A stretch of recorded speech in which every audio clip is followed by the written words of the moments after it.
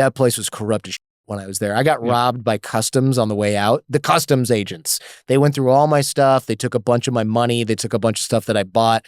They told me I wasn't going to fly. Then they rushed my onto that plane at the last second because they didn't want me stuck there with no flight. That's even worse because then it's like, okay, I guess I got to go to the U.S. Embassy and tell them exactly what happened. Right. And this guy was like, don't you think it's a little ethnocentric to say we have a better system of government than places like Iran and North Korea? And I was like, no. And I was like, have you ever visited a place that has a hostile government where the people are afraid of the government? Have you ever? And he's like, no, I encourage you to get a visa and go to Iran. This is years ago. Right. You're going to find out that you are free in Alabama or Idaho or wherever you live. Yeah. It is not even close. But when I started doing security at the dangerous places, I learned a lot about de-escalation. I learned a lot about like violence because you see a lot of real violence when you work at a dangerous place like that. You see people get shot. You see people do like curbside beatdowns that are just severe. This was like, that guy's never, is he alive? Like he just got stomped so hard by 7 people that he's dead. Well, it's the land of the free and home of the brave. Stairs in the house of the community. But leave them alone and what they're gonna say. With the clean back, fucking markers here to stay.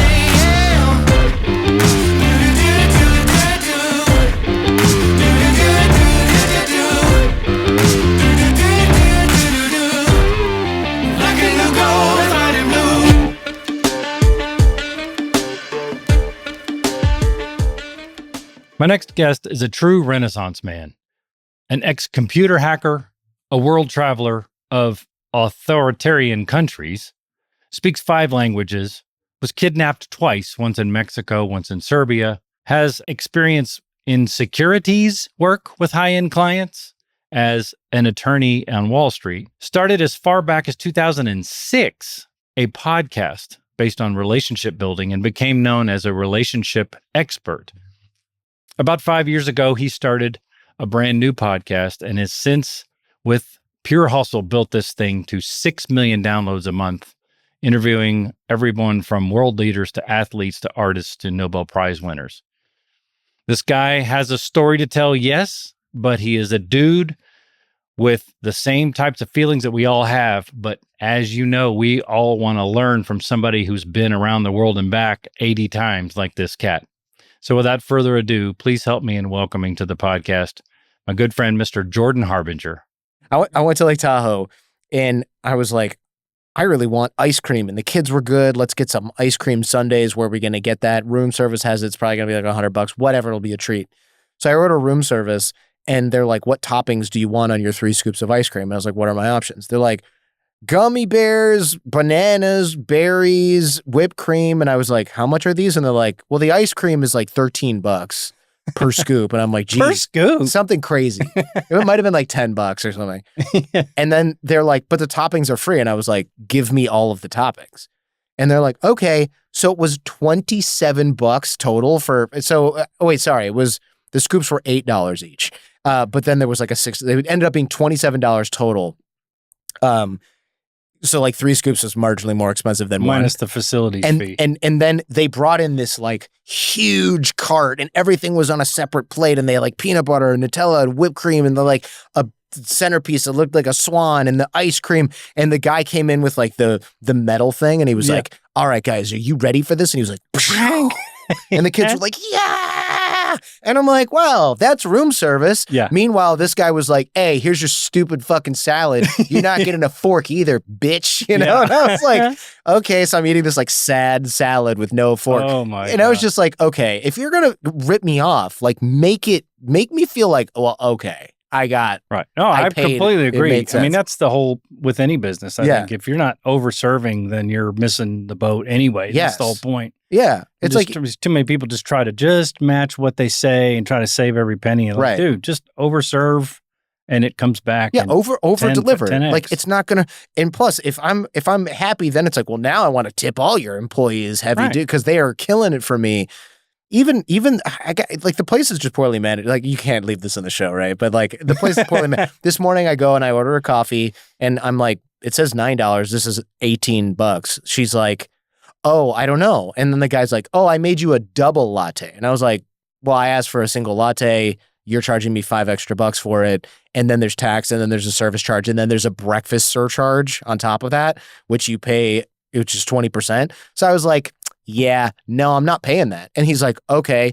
And I'm like, no, you don't have to throw the latte away. I'll drink it, but you're going to adjust the price to what it says on the menu. And he was like, which is that should have been his decision. Yes. Saying, because I'm not going to go throw this away and bring you a single. Right. Go ahead and keep this if you like. Exactly. Unless you don't want it. Then. Yeah, exactly. So then she's like huffing and like adjust the bill. And I'm like, I'm going to sit through the pressure and awkwardness of you doing this because I don't care. You are knowingly trying to screw me. I'm going to sit here and be like, and then when the thing comes and it's like additional gratuity, it's like big ol' X. And you hate to have to be a dick.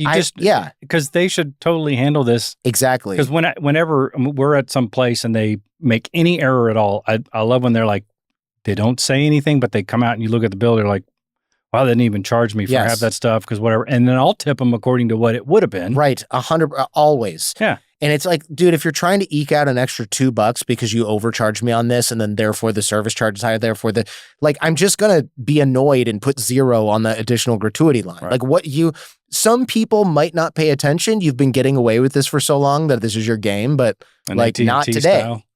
And then when the hotel's like, how was your stay? I'm going to be like, it was okay, but your staff ripped me off 3 times.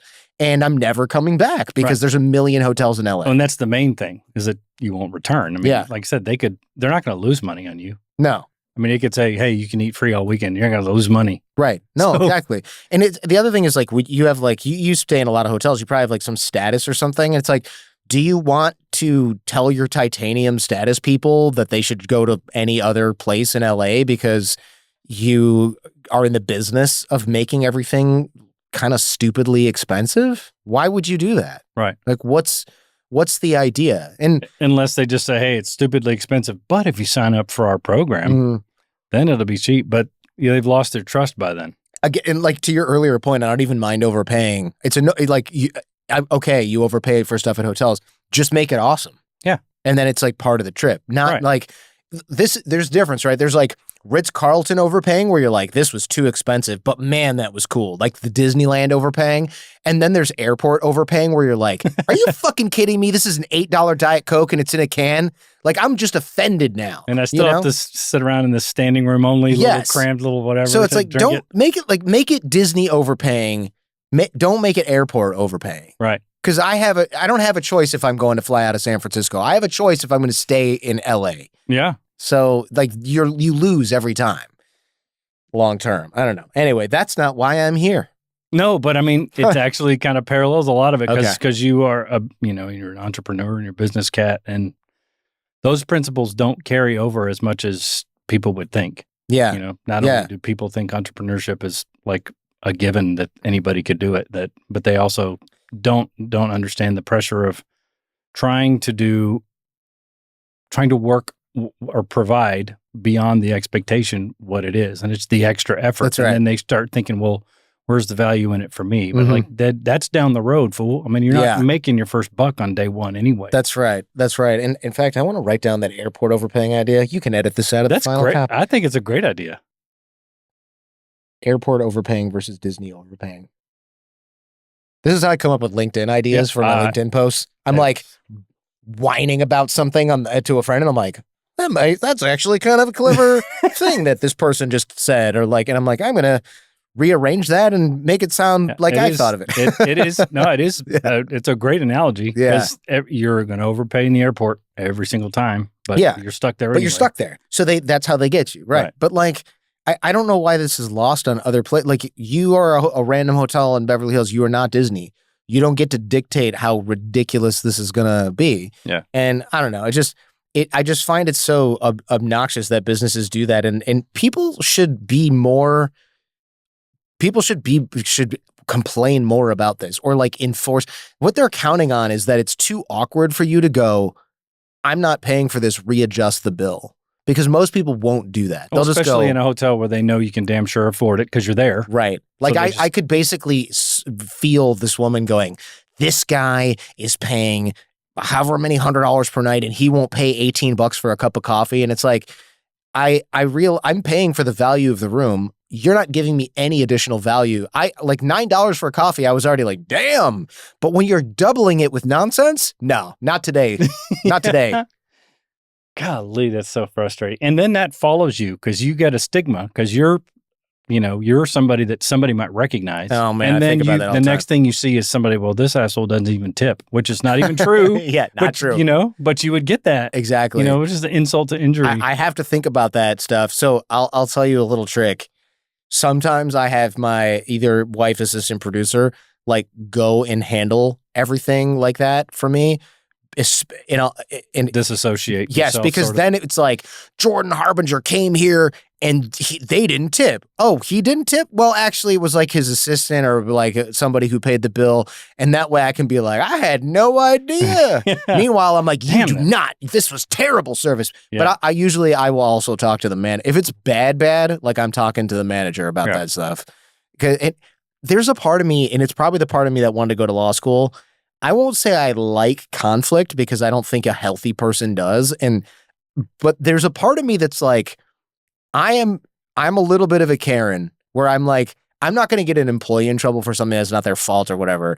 In fact, even if something is their fault, sometimes I'm like, oh, this person doesn't need extra stress today. I try to be really compassionate about that. But like when they're like, how was your stay? I am going to mention the nonsense on every little part of the bill and be like, you guys are penny wise, pound foolish. Well, and as a business owner, that's valuable, actually. Yeah. You would think. Yeah. Well, you would hope. I mean, because otherwise, if they're insulted because you're nitpicking at things, I mean, like I always tell people, like, well, how am I supposed to fix something that I don't know exists? Exactly. So you got to have this manager that you talk to has no clue that you're getting ripped. That's right. And people will say like, oh, I don't want to be annoying, but like this function of your website doesn't work well. And I'm like, thank you. Why didn't anybody else tell me that? I got to fix that. You're right. This is so janky and annoying. Or like someone will say like, I know you have to mark it, but this pop-up on mobile covers my whole screen. And I'm like, what? And then I'm like, oh, this is crap. I got to remove that right away. No one can use the website. Right, and you're grateful for it. That's how I found out about a problem. So I'm always grateful for that kind of feedback. Yeah. And I feel like businesses often, they are like, you get those, you stay at a hotel and you get that email that comes back that's like, we're curious about your stay. I'll be like, ChatGPT, write 3 paragraphs about the following annoying things, and then I'll dictate it right while I'm driving or something. And then it writes this really nice long email. And I'll send that to the manager, and they're kind of like, nobody ever replies to this email. Yeah. Thank you. This is really interesting. And you know what I found to be quite interesting is sometimes I'll get an email from like, if you stay at a nice brand, especially. Yeah.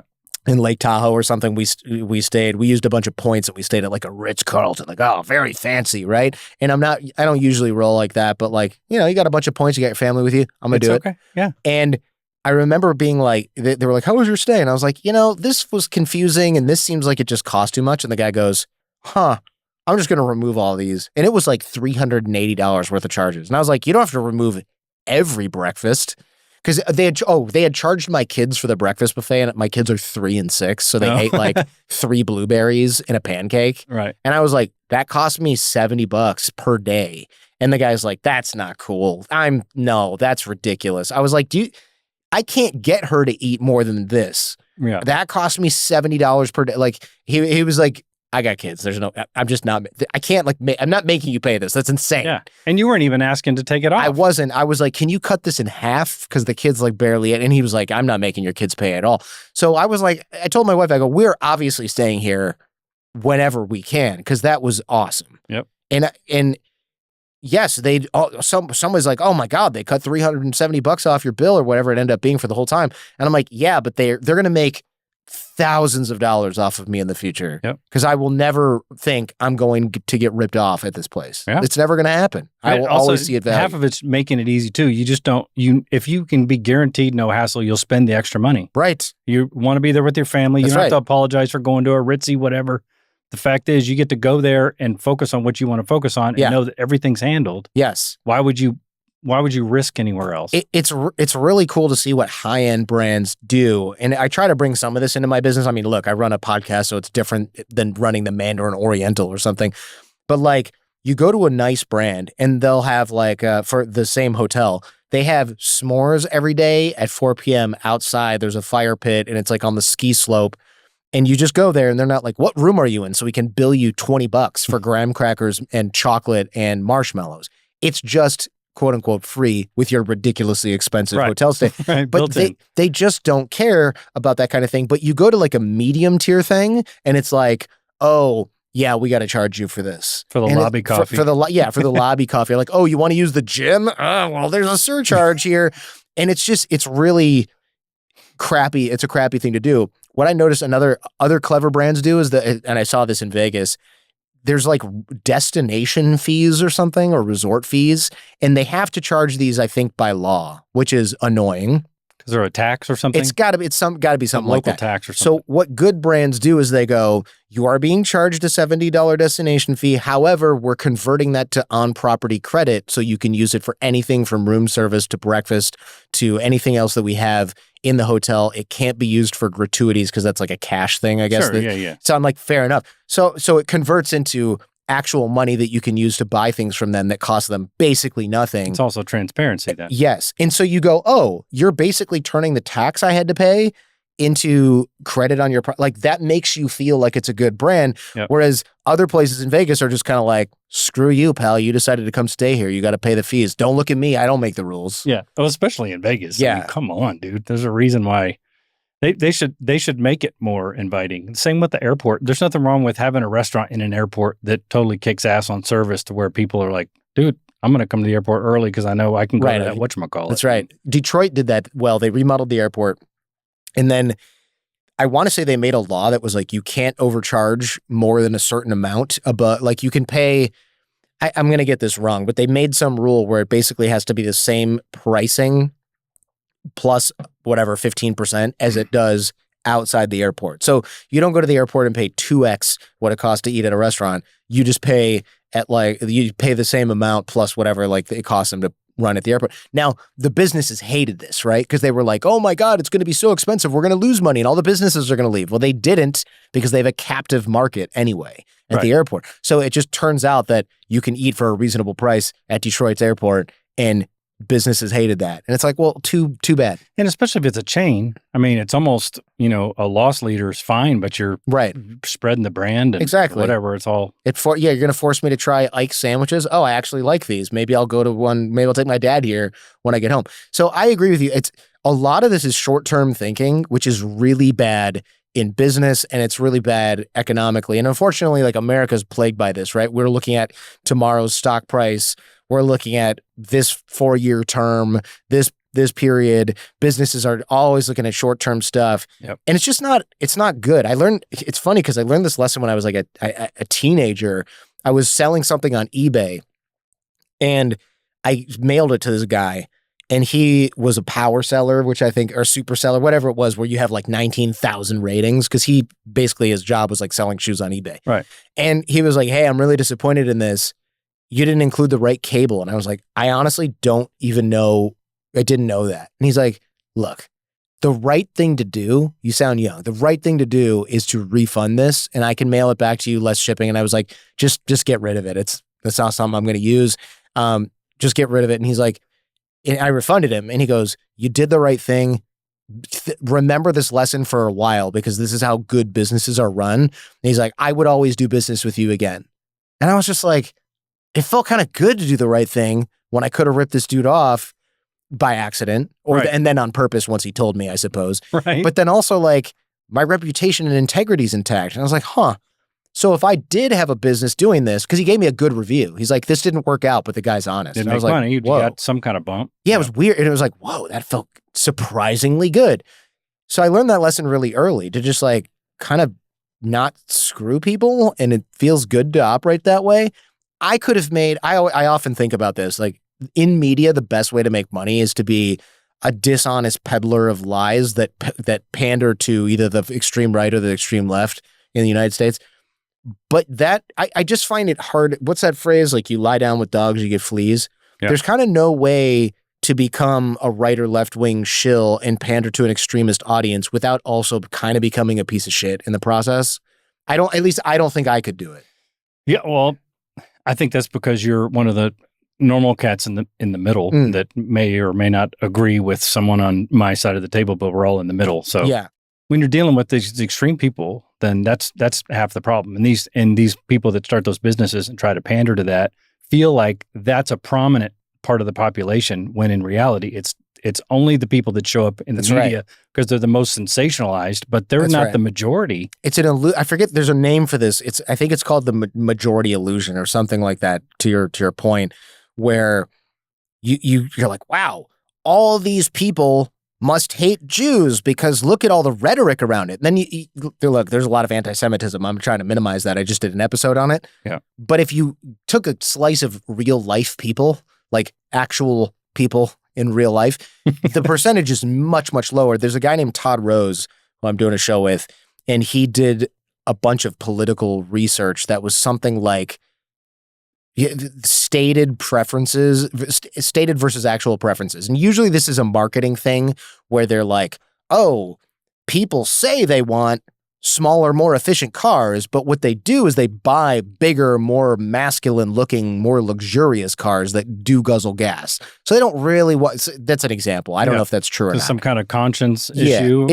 So that example is kind of bunk because I just made it up, right? But his research is people say things like, yeah, we don't want this, or we want that, or we want this extreme position, and we don't want, but then when you actually are able to poll them in a way that controls for that, they're like, yeah, I don't really want to deport everybody who's here. Some people have need to be here for safety reasons. Like you poll people on immigration or economics, and if they're virtue signaling, they'll virtue signal in the direction that they think people want to hear. But when you control for that, they're like, well, no, I don't really want that. Well, that actually gives you hope.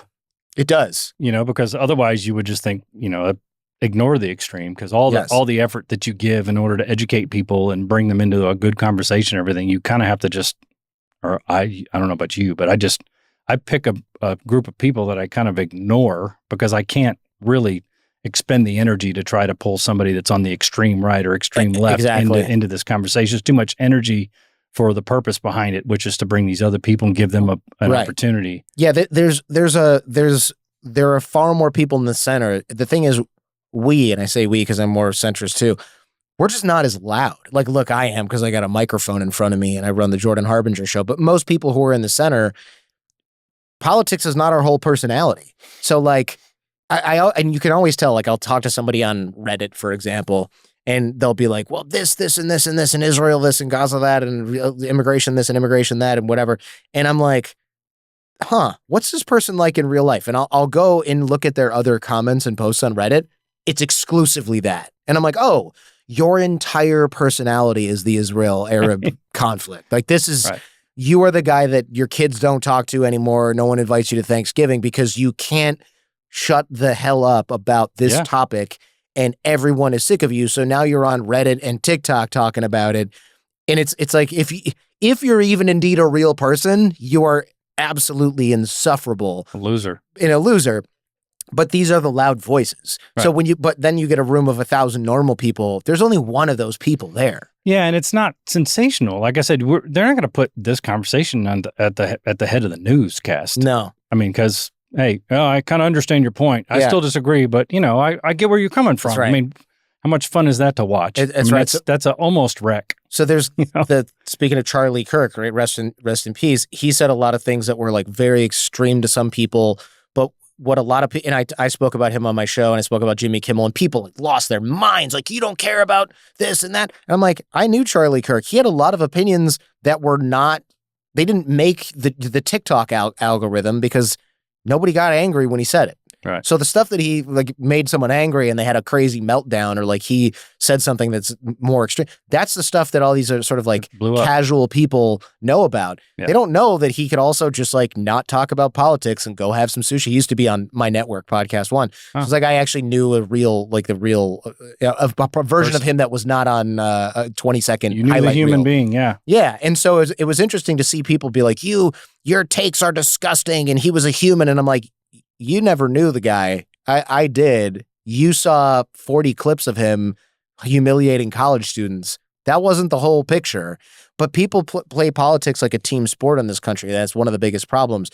If people on the extreme right or extreme left make a good point, I want to take that point in and use it myself and talk about it and learn something.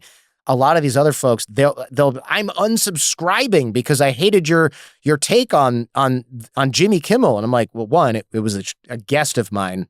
that had to take on Jimmy Kimmel. I don't have it. So, and you're unsubscribed. You listen to the show for years and you're unsubscribing because you don't like what my guest said about a guy that you didn't know. Okay. Also, though, here's my theory. Those people aren't freaking unsubscribing. They're saying they are because they're sulking and they're whining. But sure, Jan, you're unsubscribing. Go ahead. Lock yourself in your echo chamber even further and see how that works out. Yeah, and that's the problem. I mean, what do they expect from you? What a boring show it would be to bring people in or share your own opinions that are directly aligned. I mean, what's the point? A bunch of people agreeing with each other like this podcast? No, thank you. But like, yeah, it just shocks me. I don't see politics as a team sport. When Charlie Kirk was shot, that was terrible. When people on, I'm trying to think of, like when people get deported for no good reason by accident and they're U.S. citizens, that's bad too. Like when Jimmy Kimmel's free speech is when he gets government pressure to get taken off the air, that's not how this country's supposed to work. Like I can hold all these things together without any cognitive dissonance. Right. It's really not that hard unless you are deifying one side over the other. And it's like, that's just not a winning. Yeah, because that's the implication is that whatever you bring up with that point, saying, well, the government shutting Kimmel up is kind of a problem. Yes. Then it appears as though you're already picking a side. That's what people said. Was there any consternation before you even started talking about it? Were you just like, man, I'm not sure if I should bring this up, or were you just compelled to just, I'm going to say whatever I want? I'm going to say whatever I want. And the thing is, It's bad to have the government push people to not be able to speak and use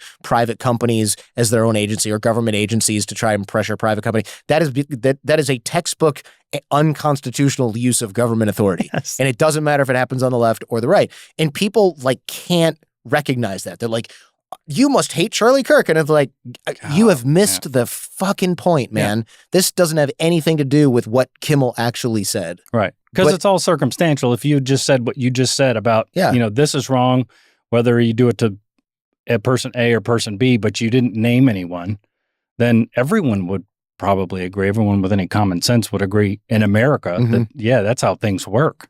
But it's as soon as you plug in a name, then all of a sudden people lose their minds. Yeah. They're not rational. They're thinking emotionally. So yeah, I had somebody like write a 1-star review that was like, I'm unsubscribing. And one, I don't believe you. But you know what? Two, the trash takes itself out, man. Because if you don't understand why that's bad after listening to an episode about free speech and why it's important, are you really learning anything from the Jordan Harbinger show? Or are you just whining and crying because I said something that you disagree with? Yeah. Because these are the same people on both sides, by the way, that will scream cry about the other side being snowflakes. Then they hear something that they disagree with and they lose their fucking minds. And I'm like, I don't know. It's kind of snowflakey. I'm just not going to lie.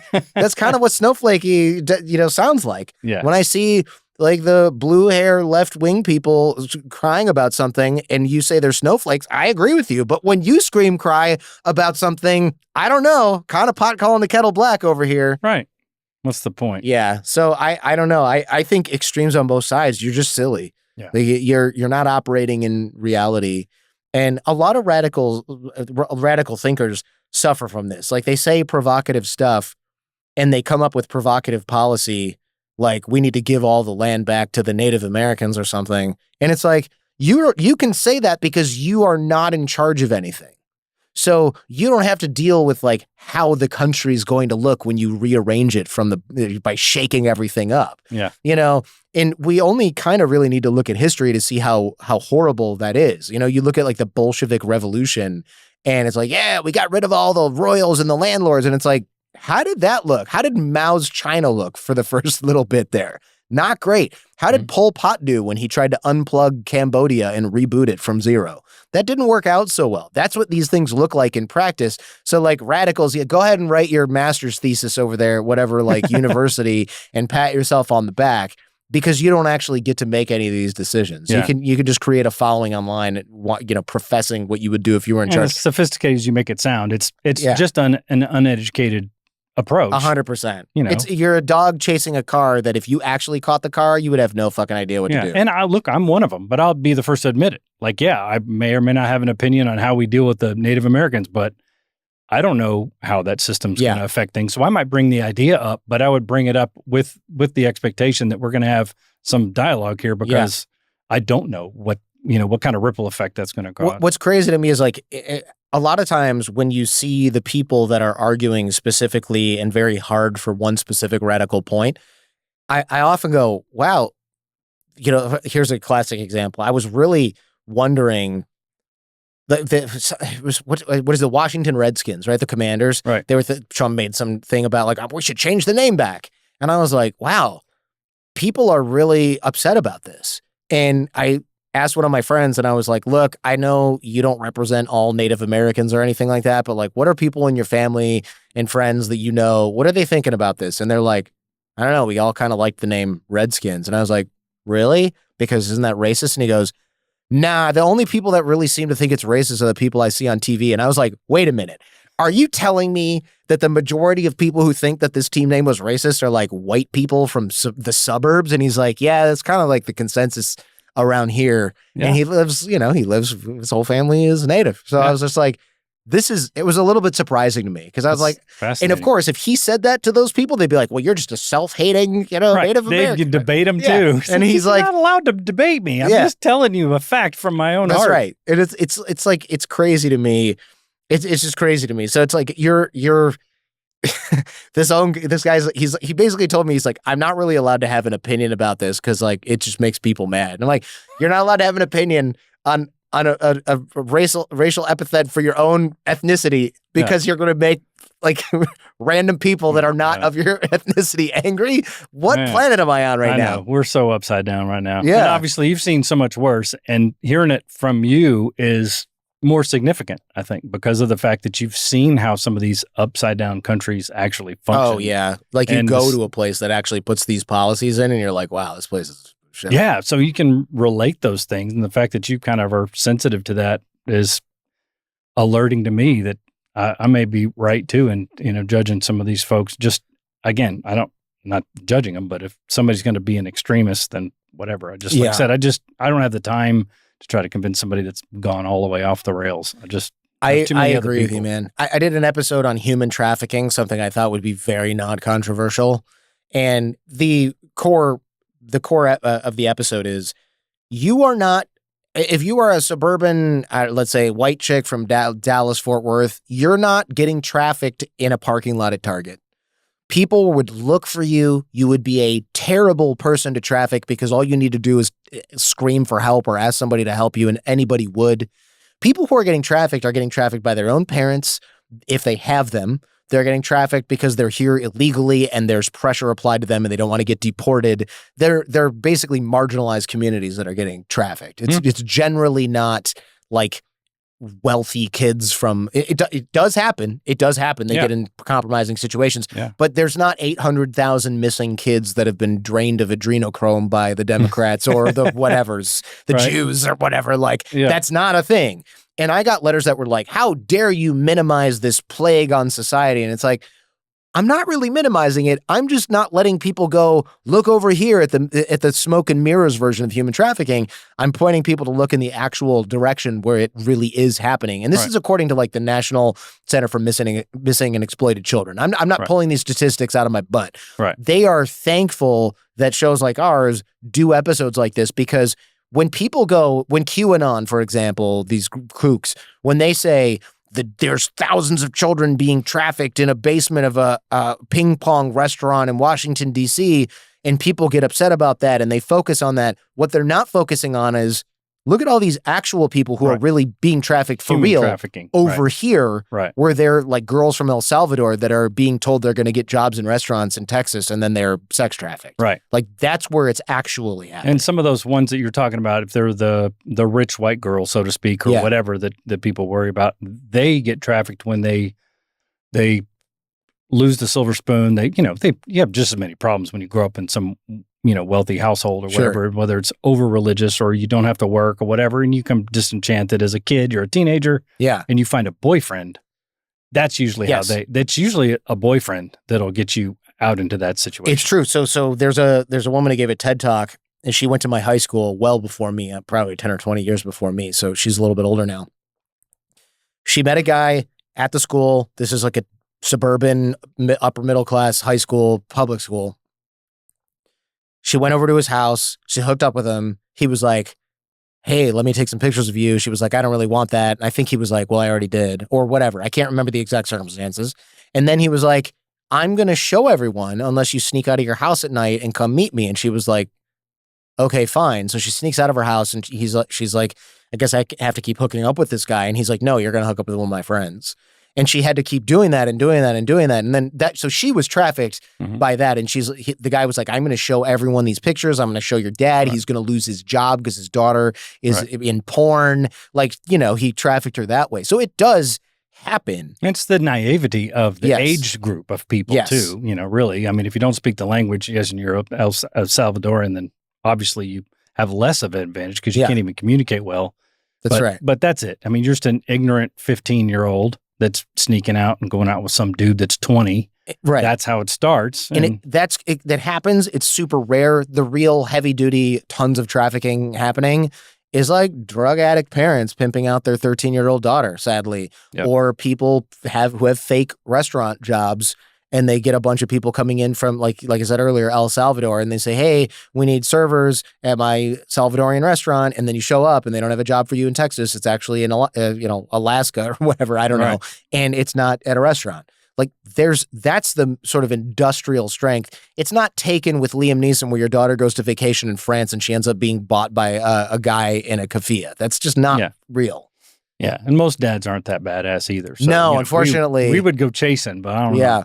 Yeah, he got lucky a lot in that movie, right? Like he went to the airport, he spotted the guy right away. The guy jumped and killed himself in traffic, so he knew it was that guy. Yeah. Kind of followed the chain, found that. I mean, he really did have a unique set of skills. Don't burst my bubble. Yeah, there was still an element of luck. I don't know how easy it is to track somebody in that movie. Yeah.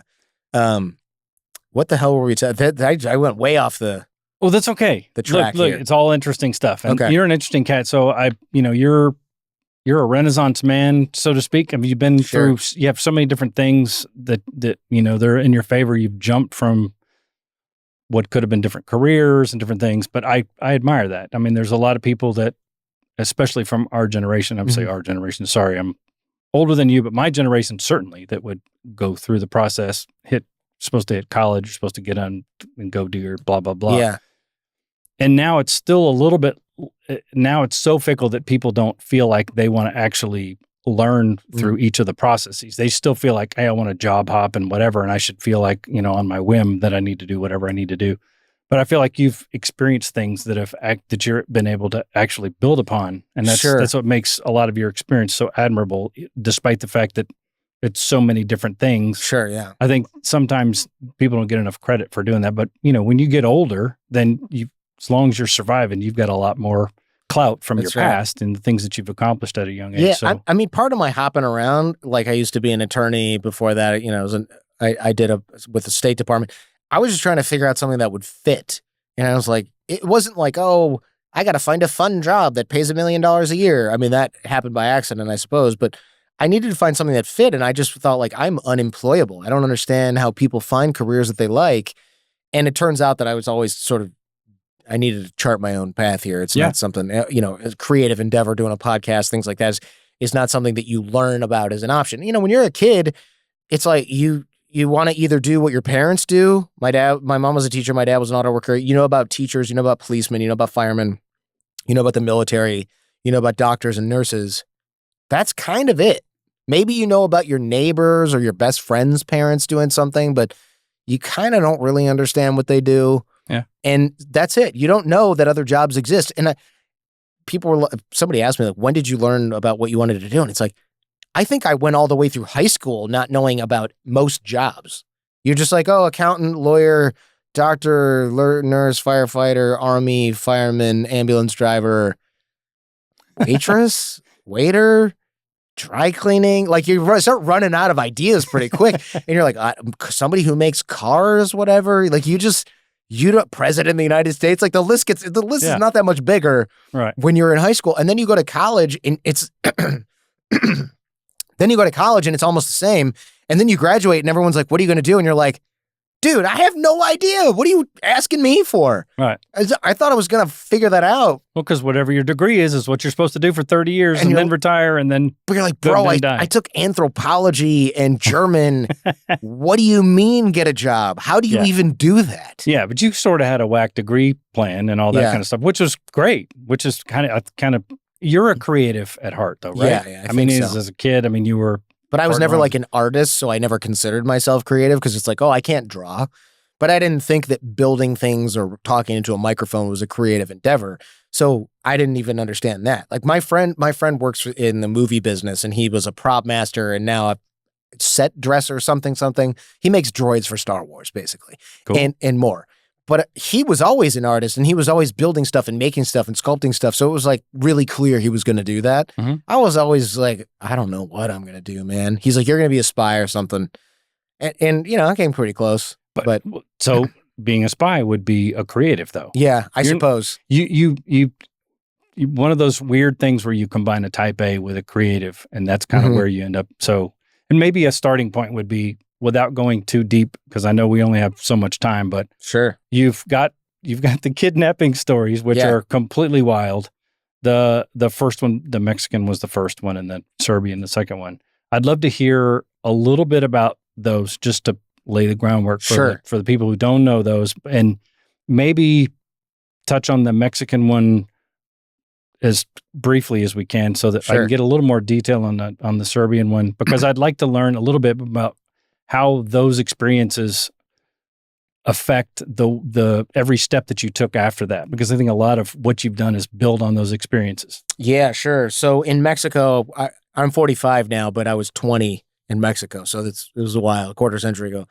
So I lived in kind of like the hood on these people's roof. They had like a semi-finished room on the roof, and it was just a Mexican family, and I was working for this nonprofit where I had basically nothing to do all day, and I was like, when should I show up? They're like, whatever. And I was like, 8? They're like, no, that's too early. I remember once I showed up at 9:30 and there was no one there in the office. Like, when do these people work? Yeah. So I was working at this nonprofit in Mexico.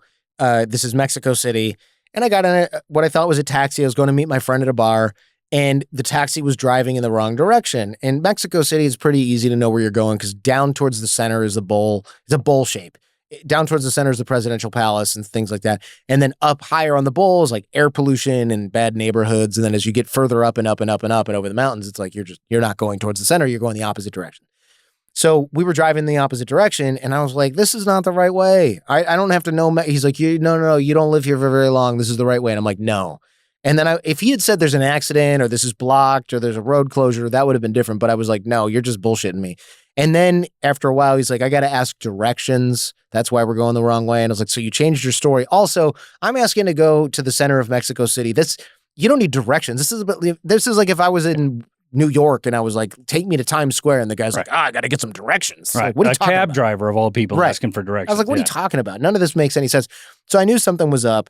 And this is before smartphones. So I was like, okay, I'm not screwing around on my phone looking at Instagram. I'm not getting distracted by my phone. I'm not retreating into it. All I had was me and my thoughts. And I was like, this is not right. So I was like, just take me back and I'll pay you. And he's like, nah, we're almost there. And I was like, well, that's definitely not true. And then I was like, just let me out here. And he's like, no, you need to go to the ATM to get money. Because I told him I don't have cash. I need to go to the ATM before I could pay him. So he didn't think I was just like running out of his cab at the end. And I was like, okay, this guy knows that I'm a gringo, that I have a bunch of credit cards on me, that I need to go to an ATM and get cash, so he knows I can take cash out. I'm pretty sure I'm being like kidnapped right now, but I'm not sure how to get out of this car. So I try to open the door at the next red light, and I realize it's got like the child lock on it, and so the door won't open. And also there's a physical lock, but it had been cut low enough that when it was locked, you couldn't get your fingers in there. In the door, like it was one of the old school little buttons that pops up. Yeah. Yeah, it was buried in there. And I was like, it could have fallen off because it's an old car, but this is pretty suspicious. Shouldn't the door open when I pull the handle? And then I was like, oh, I'm trapped in the car. So I was seated behind the passenger seat. I slid behind the driver, and I was just to change seats in his mind. And then he stops in front of this like gross cinder block building. There's like no lights. It was just a really ghetto neighborhood. And I was like, don't get out of the car. Again, no cell phones. He couldn't give anybody a heads up we were coming. I was like, do not get out of the car. Keep driving. He's like, no, this is my friend's place. I'm going to ask for directions. I have to go to the bathroom. I was like, this is all bullshit. Do not get out of the car. So I put my hand between him and the door, and he didn't see that. I don't know why. I guess he was paying attention to me talking, not my hand. Looking in the mirror or something, Yeah. So I put my hand between him and the door, and he's like, relax, man, relax. Because I was like getting aggressive, and I was like, keep driving. You're not getting out of this fucking car. And then he made like a fast one for the door, but I was 20. I'd been eating carne asada and going to the gym twice a day because I had nothing better to do. And this guy was sitting on his fat ass in a cab all day, and he was like 50 something. So he made a fast one for the door, and I pulled him back in with one arm, and I just choked the shit out of him until he stopped moving with the seat between the seat, which is actually really hard to do because normally when you're choking somebody, you pull them against your chest. It's leverage. But you have a car seat in between you. So I'm like doing like a full on bicep preacher curl with this guy's neck, and my forearm across his face. So he's thrashing around and kicking and like trying to bite me and stuff, and he just passed out. Then I'm like, well, shit, now what? I'm still in the backseat of the car. I got an unconscious guy in the front. He's going to wake up in like 10 seconds, less. So I crawl between seats. I open his door, throw his limp-ass body, fat body out of the car, realize I can't drive a stick shift.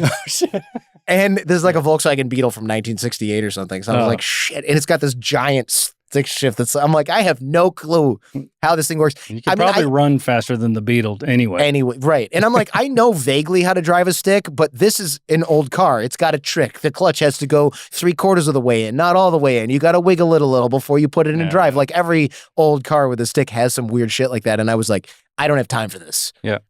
He's going to wake up and start screaming any second now. So I took the keys out and just ran. That dude woke up a few seconds later. I heard him yelling. And I was like, run. I ran until I hit a main road. I guess they either didn't catch me, couldn't catch me, whatever. Or maybe he was more severely injured than I thought. And you still had his keys, though. I threw the keys. I realized I should have kept the keys. That was a mistake I made. But he didn't get the keys because I thought if he finds them, he's going to drive after me. Right. But I threw them, and it probably took him, 10 minutes to find them. Maybe he's still looking for him. Who knows? But I could hear him or somebody screaming, and then they didn't come after me. Thank God. And I got to a main road, and I'm trying to wave down cars, and I remember nobody stopped. And I was like, big surprise. I was sweating through my shirt, and I had like frosted blonde tips because it was 1999 or 2000, whatever it was. Yeah, it was 2000. Oh, you were hip. Yeah, I was hip. I was wearing Banana Republic chinos, but I looked like shit. And like nobody would stop for the white guy in the middle of the hood. And then finally this guy stops, and it was like him and who I thought at the time was his daughter, but like 2020 hindsight is probably his girlfriend because that's how they roll down there sometimes. And I was like, let me get in the car. I've been kidnapped. And like the crap Spanish that I was panic Spanish. And he was like, no, you're not getting in my car. I thought you were like injured or something. And I was like, they kidnapped me. I'll ride in the trunk. I was like, I'll ride in the trunk. And he was like, all right, if you're willing to ride in the trunk, you're probably telling the truth. Yeah. And the girl was kind of like, obviously he's telling the truth. Like, look at him. Look at where he is, what he's wearing. Right. So he didn't make me ride in the trunk. He let me sit in the back seat. He's like, where am I taking you? And like, what happened? So I told him, I was like, what happened? Blah, blah, blah, blah. And then he's like, where am I taking you? I was like, take me to the police station. And he was like, let me explain something to you. I am definitely not taking you to the police station. One, I don't want any part of this. Two, if that guy is connected at all to the police, you are going straight back here, or best case, you're getting locked up. Do you know if that guy's even alive? Did you injure him? And I was like, I don't know. And they're like, you should not go to the police. They're like, what you should do is go to the airport now. But you need your stuff, your passport and your luggage. So we'll drop you off at a metro station. I was like, that's fine. So I took the subway, and then I took another like little school bussy thing back to my barrio neighborhood, and I got my shit and I moved. You bolted. Yeah. Because he had a good point. What happens if the person I heard screaming was his friend and that cab driver had a heart attack and died because I choked him? I don't need to go to jail for murder in Mexico with corrupt cops. Yep. And were the cops in on the kidnapping thing? Like, is that a gang that kidnaps foreigners and holds them for ransom? And something? now that's quite possible. Totally possible. Yeah. Were you aware then that it was in the cards that the cops could be? I just hadn't thought about it because I was 20 and it was like my first month in Mexico City, of us probably. Wouldn't have. I mean, I'm just curious. Yeah. But yeah, I knew cops were corrupt because I remember them being like, we want $10 because you were jaywalking. And I'm like, No, I wasn't. And they're like, dude, we're hungry. Just give us $10. And I was like, oh, that's how this works. I just have to give you money and because you're hungry and you're broke. Okay. Like that was the cops in You'll Mexico arrest City. me if I don't. Right. Or just like, I don't know, harass me or something. That was a huge change for me because being from the United States, if the cops tell you to stop, you're like, oh my God, what did I do? They explain it to you, they write you a ticket, or they take you to, they lock you up. That didn't happen to me in the States, but you get a ticket for jaywalking or you're parking or whatever it is. All documented. Smoking and throwing it on the ground, whatever it is, littering, like my friend got a ticket for. You get that. It's all documented. You get a copy of it. You have a court date, all this stuff. Right? I'd been pulled over for speeding before once, the only time in my life, and it was in the United States and it was in Alabama, and the cops didn't harass me. They just gave me the ticket, whatever. Right? That's not how it works in countries like Mexico, Bosnia. Got pulled over in Bosnia, and the guy was like, "You're speeding," and it was like, "Nope, that's not true at all." But here you go. Right? In Ukraine, one of the first things they told me, this is also like 20 years ago, more than 20 years ago now. One of the first things they told me is never get if the cops talk to you, ignore them. And I thought, surely you're kidding. How am I going to get away with that? They're like, you can respond, don't get in the car. I was like, okay. Wow. So a buddy of mine, a buddy of mine came to visit, and he was also visiting Ukraine, came to my city, Odessa. And he was like, hey man, blah, blah, blah. I was like, hey, look, everyone told me this. I don't understand it, but they told me if the police talk to you, don't get in the car. And he's like, what's funny? The family I'm staying with told me that same thing. I can't believe that. That doesn't make any sense. And I was like, I know, right? 2 days later, 4 days later, whatever it was, he's like, you're never going to believe what happened to me. The cops yelled at me for something. And I was like, what? And he's like, get in the car. So I got in the car. And then he was like, if you want to get out of the car, you had to pay me $100. And I was like, oh shit. So what happened? He's like, I paid him $100. I was in a police car. What else was I going to do?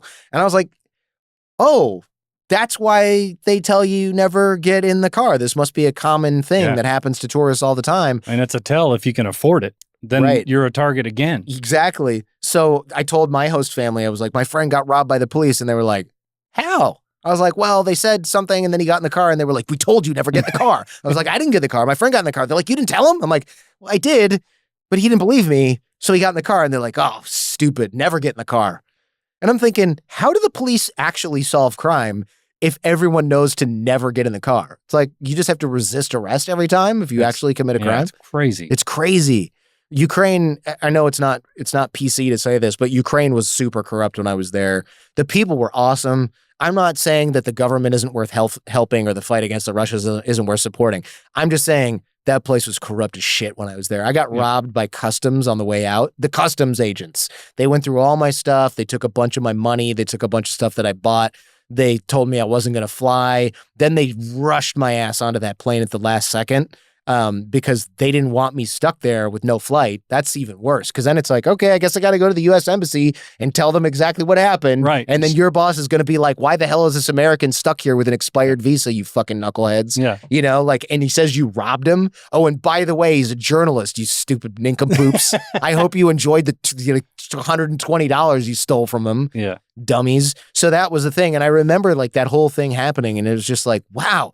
And on the flight home or to London, because I had a layover, this woman next to me, this Ukrainian woman, she was like, are you okay? Because I was like shaking and angry and like upset. And I was like, I just got robbed by the customs agents. Again, I'm like 22 years old. She's like, you know what? That happened to me too. Last time I came back, I had brought Legos for my son and they were like, you can't import these. I have to confiscate them. And she was like, why don't you take this too, you dirty son of a bitch? And she dumped out all of her underwear and started throwing it in his face.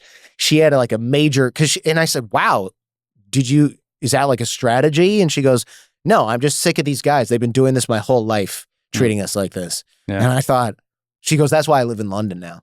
She goes, because I'm sick of this bullshit. There's no future here. And I thought it actually made me feel quite a bit better. I don't know if I should admit that, but it made me feel better that they also abuse the local population and they didn't just single me out as an American. But looking back now as a grown-up, as an adult with a fully formed brain, it's actually really awful that their own authorities treat them so badly. Like that's when people complain about the United States. I'm not saying there's nothing valid to complain about here, but when people are like, we're oppressed, this is an authoritarian regime. I'm like, look, prioritizing and preserving our freedom is very important. I will never argue with you on that. But I think we're pretty far away from being an authoritarian dictatorship or regime. Or Ukraine was an authoritarian regime, and that couldn't hold a candle to something like what we got going on in Mali, Africa, other parts of Africa, North Korea, Cuba. Those are real dictatorships and real authoritarian regimes. Ukraine was not that bad then and is much better now. And the United States is look, we're not the freest country in the world, especially when you compare it to Western Europe. We're doing okay. And we need to preserve those freedoms at all costs. Don't get me wrong. But like the people there's a lot of people, I was talking about my show about Iran and North Korea, and this was a call-in show. I don't do that anymore, but it was like a special thing that some company, this app had like paid me to do call-in shows on their app. And this guy was like, don't you think it's a little ethnocentric to say we have a better system of government than places like Iran and North Korea? And I was like, no, that is literally, how old are you? And he was like, I'm 22 and I think it's wrong to say. And I was like, have you ever visited a place that has a hostile government where the people are afraid of the government? Have you ever? And he's like, no, but I've been to India and I've been to and I was like, dude, I encourage you to get a visa and go to Iran. Do it. You can go. This is years ago. Right. You can go. You will be relatively safe when you do. You're going to love the Iranian people. You're going to find out that you are fucking free in Alabama or Idaho or wherever you live. Yeah. It is not even close. Go to Iran and go to Cuba and talk to the people there about how they feel living in a regime like that. And if they're not too scared to tell you the truth, you're going to learn some shit. When I went to Cuba, you're not supposed to do that, but I went anyway because, YOLO. I remember guys being like, welcome to Alcatraz. And I was like, what do you mean? Look over your shoulder. And they're like, we can't leave. We can't do anything. I'm poor. I can't get anything. I'm never going to get ahead. My kid wanted to go fishing because he saw it on TV. You know where I can get a fishing pole? Nowhere. I was like, you don't have fishing poles? He's like, no, I've never seen one in real life. I was like, I couldn't believe it. And he goes, I fish with a chain. And sure enough, on the beach, I saw guys fishing with chains. And I asked him, why don't you use a fishing pole? He goes, I've never seen that, only on television. Can you believe that? In Cuba? In Cuba. These guys had never seen a fishing pole in real life. In Havana. Wow. I was like, surely I'm just misunderstanding this guy. Right. Nope. I used a translator. I asked the person with us who spoke English and Spanish, and he's like, yeah, he's never seen a fishing pole. I was like, surely this is an outlier. And then the next day I had that conversation with the guy in the car, taxi driver, who told me he'd never seen a fishing pole. And that just shocked me. And I remember our tour guide was like super pro Cuba, right? Because he's running a government tour. And he was talking about the healthcare. And we made this stop at a village and used the restroom on our bus. And I was like, hey, man, the kids that we saw, they were wearing dirty underwear, no shirt, no pants, no shoes. Come on. And he was like, look, people in villages, they do that. They have everything they need at home. I was like, why did you make us give them pens and pencils then? Well, it's hard for them to get products that are manufactured elsewhere because they live in a rural area and there's not that many deliveries. And I was like, this is just smacks of bullshit. Of course, 5 years later, that guy, he escaped to Miami. As soon as he got his passport, he flew to Miami. He never went back. And I emailed him and I said, hey, man, you said a lot of positive things about Cuba. And he goes, what do you expect, man? You expect me to tell you the truth when I'm a government tour guide? My goal is to escape. I escaped. I was like, I got to interview this guy. He was like, no, thank you. I don't need to be on the radar. No. Even being in the U.S., he was still paranoid as hell. He had family back there, and he's like, I do not need them to have any more trouble than they're already going to have when people find out I'm not coming back. Yeah, the suffrage. Oh, man. Yeah. So I thought that was interesting. And I remember my dad was, in his funny way, was like, I don't see people swimming the other way, And I was like, you can't say that, Dad. He's 80. He can say whatever he wants. Yeah. But it's true. Whenever people will argue, they'll be like, Cuba has this and they have that. Look, I'm not saying there's nothing great about having certain things. And like, people do need universal health care. I highly doubt Cuba really has great health care for everyone because it's a lot of people with no teeth. It's a lot of people who, didn't have clothing. So, but my dad has a point. I don't see people swimming the other way. Wonder why that is. Why is that? Well, with all that experience at a young age too, how much did that help your strategic communication skills? Was it something that you kind of learned on the fly? Because I know a lot of it was, I know you're just interviewing people, and there were some places where obviously you didn't speak the language, although there are many that you do speak 5 languages at least, right? Mm-hmm. So, and being a communications expert, do you think a lot of that is foundational and based on just having that kind of cultural experience? Yeah, for sure. I think so, because when I was an exchange student in the former East Germany in the 90s. And I got placed in Germany. I was really excited about it. And then I found out I got placed in the former East Germany, and I was really upset about it because I was like, I'm going to be in some former communist dump. This sucks. I'm 18 or 17, whatever. I want to go like party it up in Europe. This is bullshit. I was so angry. And then I found out that they had placed me. Oh, yeah. So originally they had put me on a farm. And I was like, absolutely not. That's the last straw. So I said no. And the organization that places exchange students was like, it is a major red flag for someone to turn down a family. And I was like, I'm not turning down a family. I don't know them. I'm turning down living on a farm. You got to put me in a city. It doesn't have to be Berlin, but that would be awesome. Put me in a place that has like running water. The place where I got placed, I'm sure, was very nice. But yeah. They put me in Halle, which is a little like Detroit type city in the former East Germany next to Leipzig. And I went there and I was like, I had the biggest chip on my shoulder, and I fucking love that place, man. It was awesome. This was the best year of my life, hands down, as up until my kids were born or something. It was just awesome. I got there and I was so pissed that I was in former communist East Germany. Oh, I'm going to hate every second of this. It was amazing because it was so different. But when you're 17, you don't want that. You want to like live with some rich people who party on yachts all the time. Of course. You don't know what you want. You're a dumbass kid. Yeah. So I'm living with a family. It's 2 teachers. They had a son. Me and him didn't get along. We are thick as thieves now because he was also an only child. So we're like brothers. I just went to his wedding recently. And it was awesome because I remember early on, my host father was a teacher, but he was also in a band. And he always talked like back when I was running the band and when it was communist times, they had to finagle everything. And I was not used to that. I was used to like doing things by the book. You know, you're the Boy Scout dude. You got to do everything. What is it? Dot your I's and cross your T's and mind your P's and Q's, whatever some alphabet metaphor.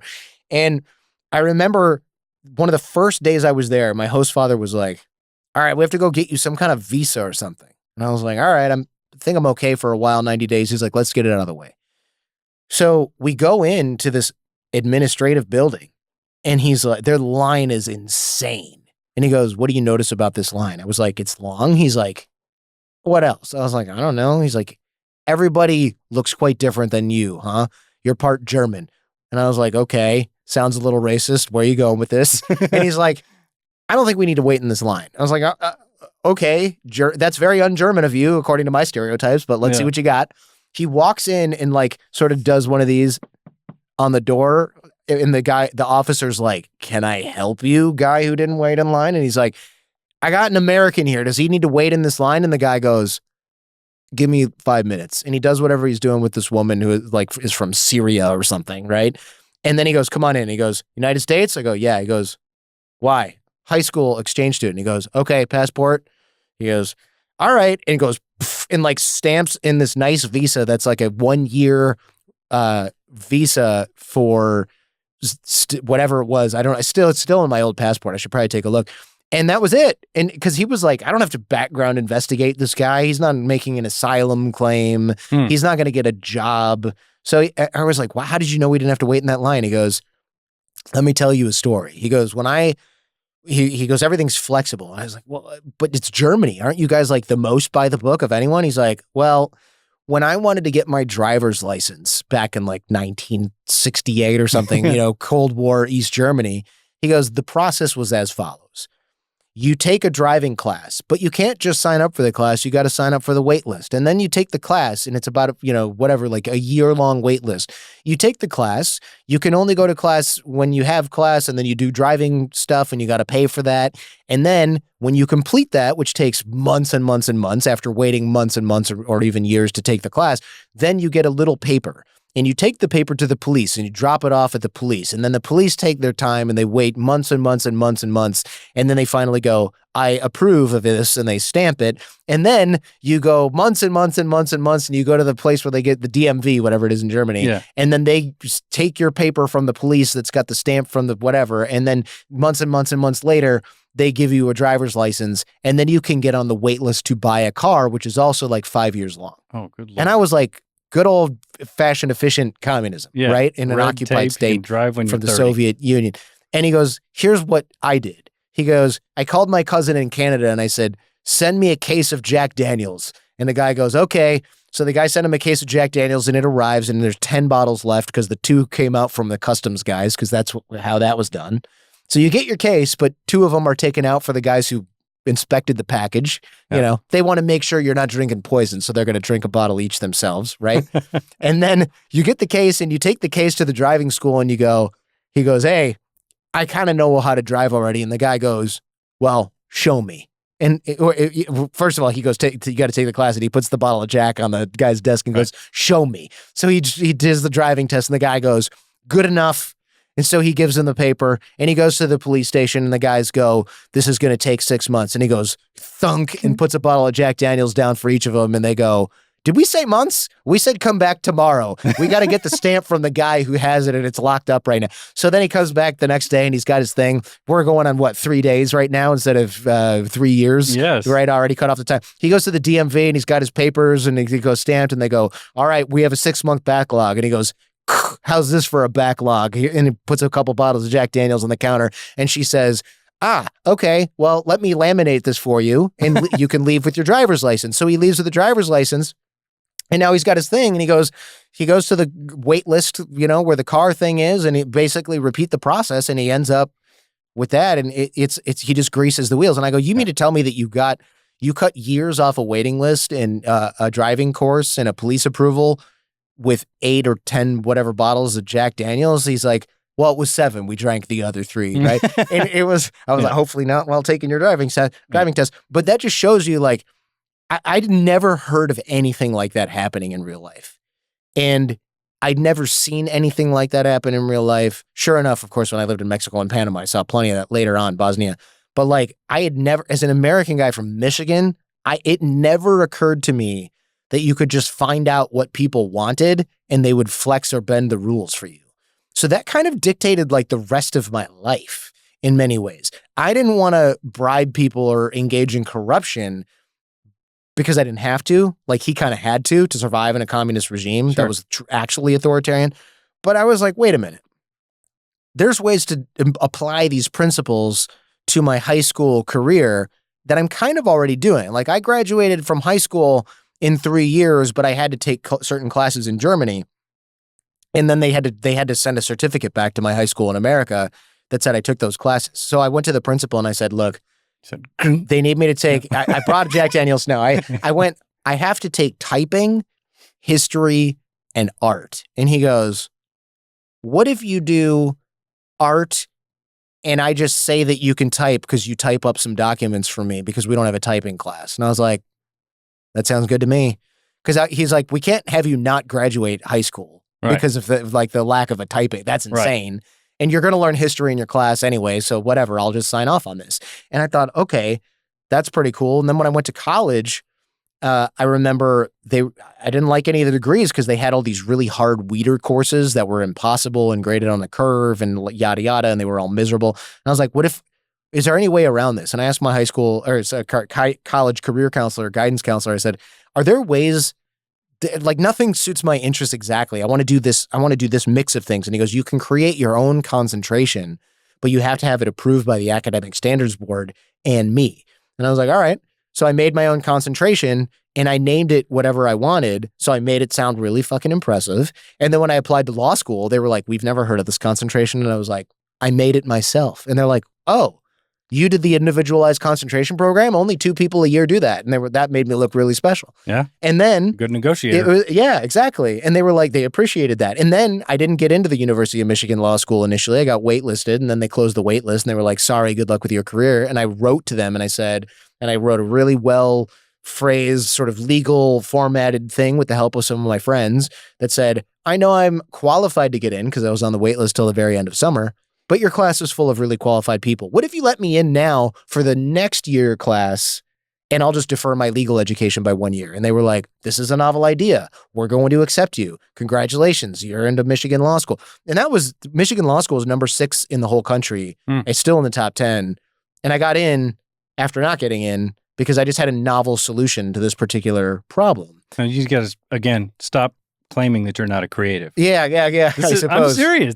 I suppose you're right. Now that you put it, we all put it in one place.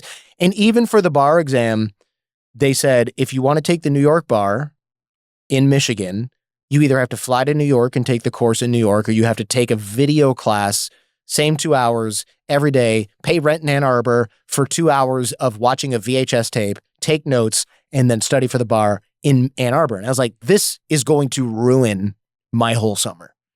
I should be able to study for the bar wherever I want. This is 2006 or something, 2005. How the hell are we not able to do this on the internet? Right. And I said, what if I don't live in a jurisdiction that has a bar review course? They're like, you live in Ann Arbor. No problem. I go, oh, but I'm moving. They go, where? I said, nowhere in America. And they were like, we need to see flights and hotels, or we don't believe you. And I said, oh, so I booked a flight and a hotel in a Caribbean island. And they were like, you son of a bitch. So they sent me an iPod with all the audio lectures. And they were like, we don't like it, but we can't legally say no because it was kind of like there was some sort of rule / policy because they can't make it so you can't review for the New York bar. Like that's, and it's a hardship that's sort of. It's prohibitive. It's prohibitive. You gotta be fair. So it's like, you're just telling me I can't take the bar exam if I'm a person that lives on a Caribbean island. I'm just out of luck. And they're like, we know what you're up to. And I was like, prove it, bastards. I'm already paying you $8,000 for this bar review course. Just send me the frickin' iPod. And I remember they were like, this is a special iPod. And if you plug it into your computer to try to copy the files, it's going to notify our office and we're going to sue you. And I was like, I'm sure Apple let you just reprogram the whole iPod firmware to do some magical shit. Especially now, you're like, no, everything's primitive as hell. Yeah. Sure, pal. Yeah. So I just sat there on a Caribbean beach and listened to my iPod lectures and studied. So you went to the Caribbean after all? I did. I may as well go. I had to book a ticket, and I took a law class in the because they were like, you can't just go on vacation. I was like, I'm taking classes. So I went to a couple law classes on the island of Curacao, like immigration law, asylum law. It was awesome. And then I took the New York bar exam, and I just remember being like, how did this work out for me? Like, I am incredibly lucky that this worked out for me. But also it's a matter of thinking of solutions that are outside the box, but still within the bounds of the system. Right. And there's a lot of stuff like that in life, man. There's a ton of stuff like that.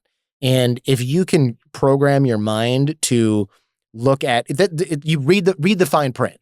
If you can program your mind, I shouldn't talk about this, but I'm going to, and I hope podcast 1 doesn't get pissed off at me.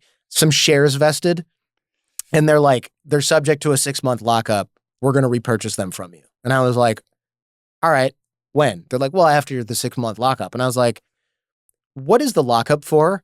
And they're like, well, it's an SEC rule. And I said, but isn't that for shares that are only going to be sold on the market? And they were like, no, it's for all shares. And their lawyer was like, actually, if you're selling them privately, it doesn't apply. And I was like, that's what I thought, because I ChatGPT'd this, and that's never wrong. And I was like, but ChatGPT told me, is this accurate? And they were like, no, you're right, there's no lockup. And I was like, so when should I expect your check to repurchase these shares that have now vested and that are not subject to a lockup? And I know that the finance guy was like, you son of a bitch. Yeah, per your own attorney. Yes, per your own counsel and ChatGPT, which again is totally never wrong about anything.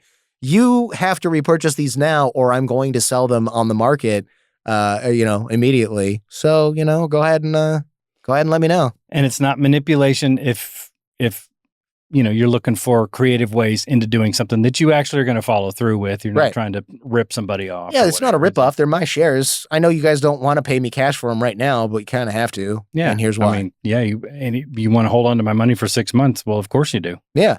What's in it for?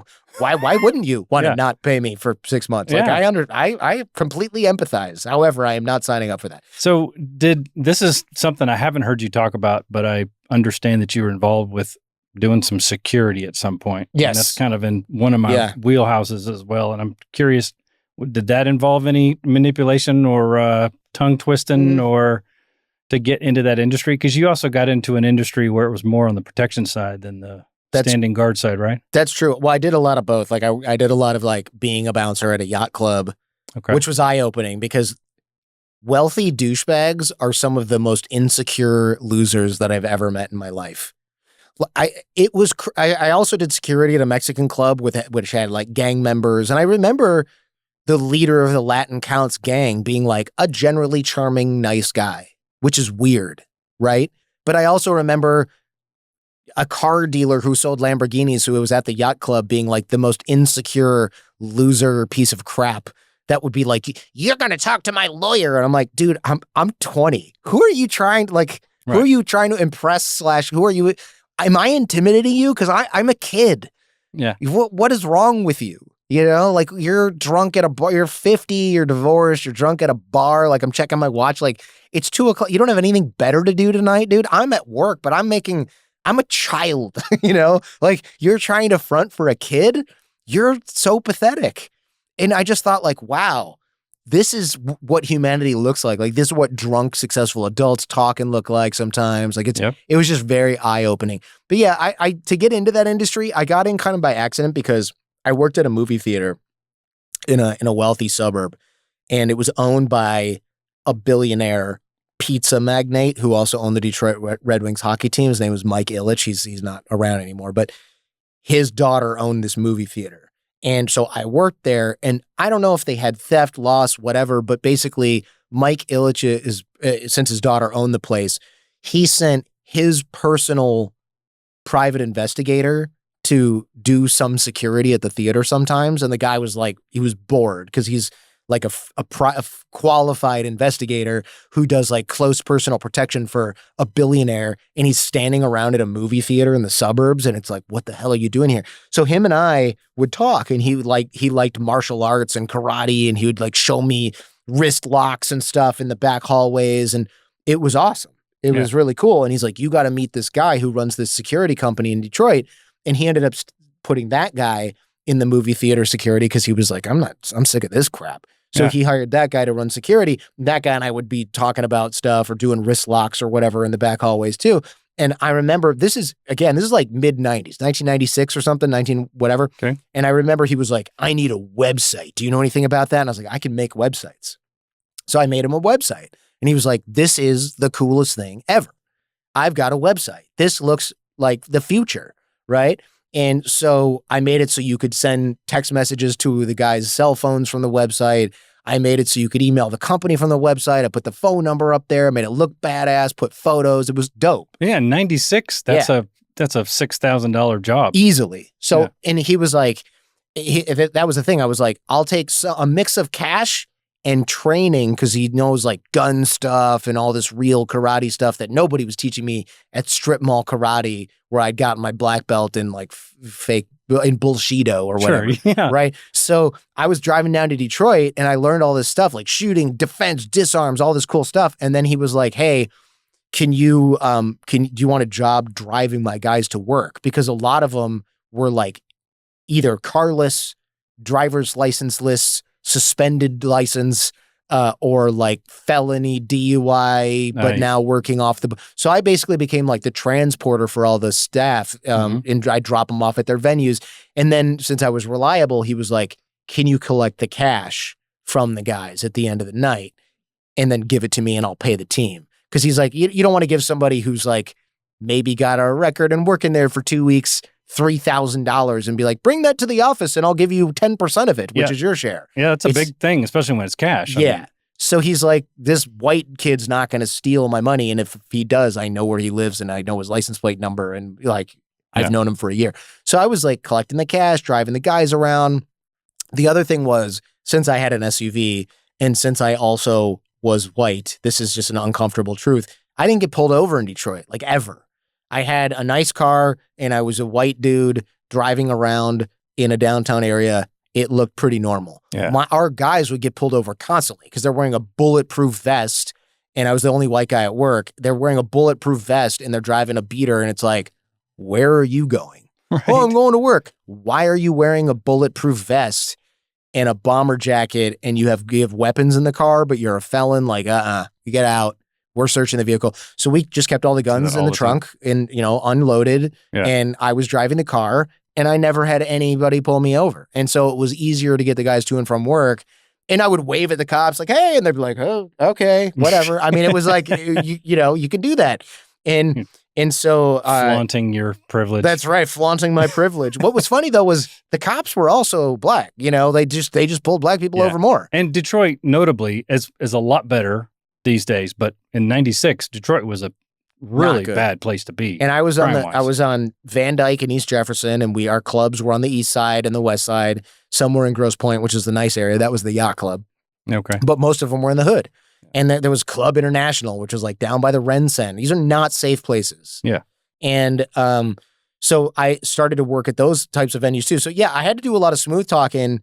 But when I started doing security at the dangerous places, that was all smooth talking. Because I remember guys would be like, you're not tough. I'm going to break this bottle over your head, white boy. You're not going to do shit about it. And I'd be like, man, I understand why you're angry. I'm not here to cause you any hard time. Like, I'm just doing my job. I also don't want to be here. You're lucky you get to have a drink here. I got to stand here all night. And he'd be like, you know what, man? Why don't I pour you some champagne? My bad. And I'm like, yeah, I will. You can flaunt your ego and all that. Like, I don't care. I'm not here to like tough guy challenge you. I'm earning minimum wage. Not true, but I'm earning a multiple of minimum wage, standing in here watching all you guys have fun. I'd rather be at home playing Xbox. Well, that didn't exist back then, but Nintendo. Yeah. And like there was a lot of that. And I remember one time my boss told me like, you're handling this stuff pretty well, because what would happen was, since I was the smallest and only white guy on the whole team, what would happen is somebody like that would walk up to me and one of the other guys would walk up behind him. And if I didn't de-escalate, all I had to do was go, all right, have a good night, sir. And that meant choke him out. So there were guys where they didn't want to hear what I had to say. And they would be like, I'd be like, all right, sir, have a great night. And then before they could react, some dude who's like 6'6", 345 pounds would wrap him up by the neck and throw him out the front door, or down a flight of stairs or whatever it is. So like, but I didn't want that outcome. I would rather de-escalate the situation because there's not always going to be a giant dude there waiting to choke out the person who's threatening me. So I learned a lot about de-escalation. I learned a lot about like violence, because you see a lot of real violence when you work at a dangerous place like that. You see people get shot. You see people do like curbside beatdowns that are just severe. When you come from a suburban high school where everybody's like dad is a plastic surgeon or something, or an auto exec. Sheltered. Yeah. You don't see like a fight is like, oh man, Tom's got a black eye. Oh, they're hanging out again. Yeah. They handled it. It's fine. They've been friends for years. They just got pissed off about some girl or something. This was like, that guy's is he alive? Like, he just got stomped so hard by 7 people that he's dead, or he's close to dead. And so, I saw a lot of that. So I was like, ooh, real violence is scary. If you go back to the point in which you were negotiating, or at least de-escalating and talking to these guys and then recognizing their humanity, we've had this conversation before. I think there's some beautiful things there, but I don't think a lot of people take the time to do it. And I'm not saying you didn't do it as a defense mechanism, but between those experiences that you learned around the world and the experiences that you spent there de-escalating, and then in short order learning that this dude's kind of a dude and he was just a front and he's got as many problems as anybody else. How did that stuff carry into your ability to start teaching people how to communicate? Or I guess my question is, of that you took forward, how much of that is a natural skill? And do you think you could teach certain adults all this, or is it just a lot more of a nature's course? I think you can teach it, but I think you can't teach it in a seminar and everybody goes out and does it right away. I think you can have conversations like the one we're having, and then people go, huh, okay, I need to learn how to apply this. And then they start practicing it. And then in a few years, they're like, oh, this worked for me. Right? Like I remember one of the reasons I was learning these things at work so often was because, for example, the guy who wanted to break a bottle over my head and was trying to show how tough he was, I was like, what was that guy's problem, to my boss? And he was later on in the night. And he goes, did you notice the size of that guy? And I said, yeah, it was like 5'5". And he goes, yeah. How do you think that guy feels walking around the club as the shortest guy in the club? And I was like, I don't know. And he's like, he feels like a loser. So since he's drunk, he probably has no girl, right? What is he bothering you for? He's not with girls. He needs to put himself above you in the hierarchy, and he does that by being a threatening piece of crap. Mm-hmm. And you let him have that because it didn't cost you anything, right? You let him put himself as the cool guy who's just going to have mercy on you and pour champagne for you and hang with you. You let him do that. The other way he was going to do that was by trying to beat your ass. And, but you redirected that. And I was like, oh, okay. Didn't really notice that, but he sort of, now that you put it that way, that makes sense. So then when that happened next time and the next time and the next time, I simply did the same thing. And it didn't always work. Sometimes the guys are too drunk to listen to reason, or they're like, nah, I kind of rather beat your ass. I feel like that's the solution for this problem right now, or whatever. Like I remember one guy, like this was old man who drove a super fast sports car. This is at the yacht club, obviously.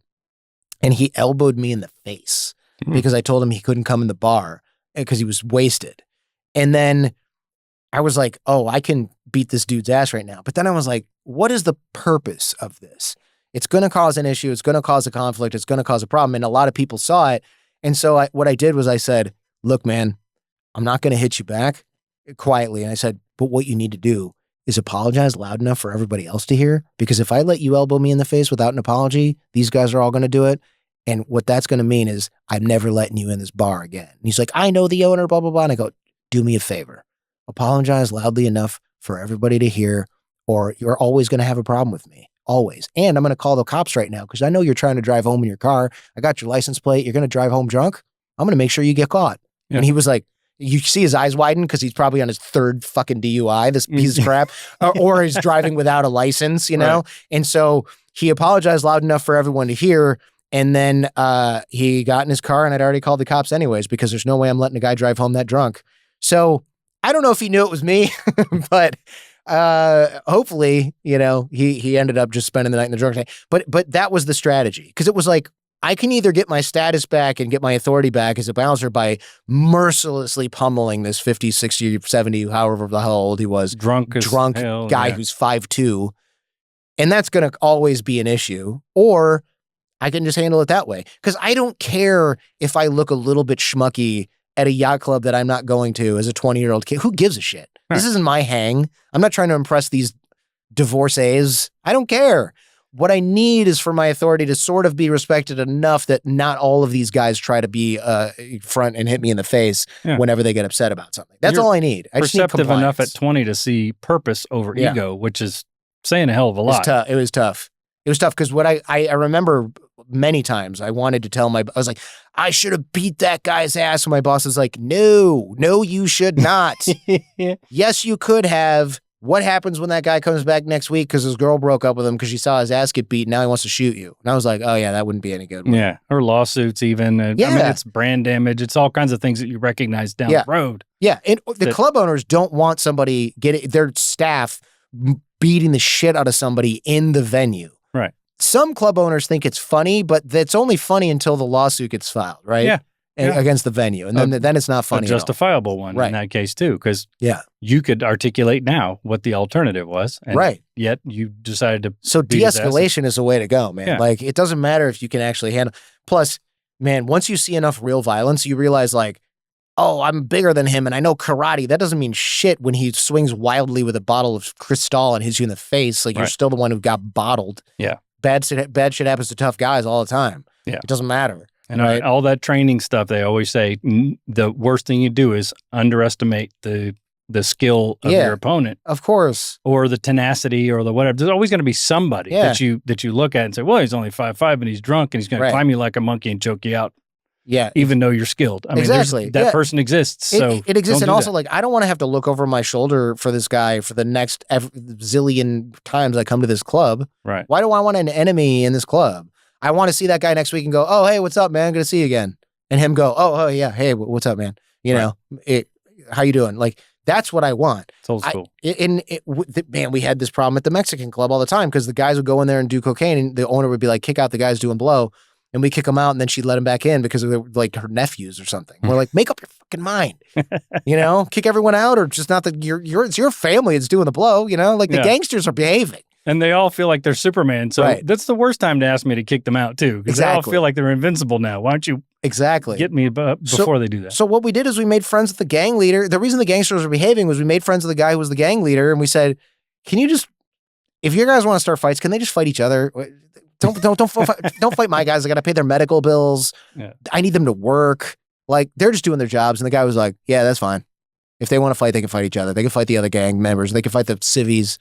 Like we don't want any trouble. We're just trying to secure the venue. That's it, man. Yeah. We don't care. Doing my job. Leave us alone. And he was like, all right, cool. So those guys would, when they would get really drunk, they get real aggressive and the guy would go up and be like, hey, nah, not him. That was it. I never had to fight those guys. I had to fight like drunk old guys. I didn't have to fight young gangsters. They knew better. Yeah. They were not allowed to fight us. It was the 45-year-old like midlife crisis guy who'd had 15 Modelos. Those guys were the ones who started how many birthdays he'd had. Yes, exactly. And I'm like, you just threw a chair at me. First of all, that didn't even hurt. Now I'm just mad. Like threw a folding chair at me and like or a half empty can of Modelo hits me in the chest. Like, it's a bulletproof vest, dude. What are you doing? So moving forward, and we talked earlier about how underappreciated entrepreneurship is. Yeah. That everybody feels like they can start a business and they all just want to borrow money to start their first venture and there's no sweat equity and everything. And you went on after that to actually build a business and had your radio program going on, built it up with some partners. And I've had the experience before as well, building a business and not paying myself for 2 years. And then by the end of the third year where I'd started paying myself, had, a bunch of my employees conspire with a client and, steal contracts and all. So I'm just telling you that because this is why I'm so compelled to ask you this question is how did you, having been such an integral part of building that and putting in all that sweat equity and getting to the end, how did you avoid digging a few shallow graves and filling them and moving on that way versus how did you find the resilience to just kind of restart from scratch, knowing that you've been screwed essentially? Yeah, I definitely got screwed. So yeah, I was really upset at first. And I remember also being the most scared, the most stress was being scared that I wouldn't be able to rebuild something, like anything. I thought like, oh my God, 11 years down the drain, I'm never going to catch up. I don't know how to we were first to market. It's hard to grow a podcast. It's going to be impossible, yada, yada. I was worried about that. So you were more in distress than being pissed? Yes. I was still angry, but I was also like, my lawyer and some of the consultants and a lot of the people that we'd worked with, I reached out to my network because I'd been big on building relationships over the years. Yeah. So I did like 140 phone calls or something with people that I trusted and liked that were smart. And one of the recurring themes was the biggest part of the company is the fact that you do the podcast and that you do the sales and that you do the branding and marketing and that it's your face. So they're like, the most valuable part of the company was you. So you're not losing anything because they can't remove that. They removed you from the company and they flushed the equity and the brand value down the toilet, but they didn't actually destroy the thing that you have. And I was like, that's a really good point. But I wasn't sort of egotistical enough to be like, I'm the most important guy in the company. But enough people pointed it out that I was like, I can rebuild something because everybody said that was the value. So I just started the Jordan Harbinger show from the ashes of that old show. And I took the entire audience. I mean, that show, I could see they don't know this, but I could see the stats of the old show because I had friends that worked at the hosting company and I just asked them to send me monthly reports. And you could see the downloads went down like 90%. Wow. After I left. And then all of those people, my downloads went from, 0, new show, to hundreds of thousands pretty much right away. The other thing that happened was, and they didn't expect this, and one of the things they sued me for, which they lost on this count, was I called the advertisers and said, FYI, I have left the company, so I will no longer be the one who's endorsing your product or service. I can't ask you to come with me, but I would love to have your support in the future. I'm over here. And they were like, whoa. No, we're paying you to endorse our product or service. So they took their ad dollars away from the previous show. They said I poached those people, but I had it all in writing. They were claiming it was a no-compete violation of some sort. But they didn't have a non-compete because they couldn't afford to buy my shares.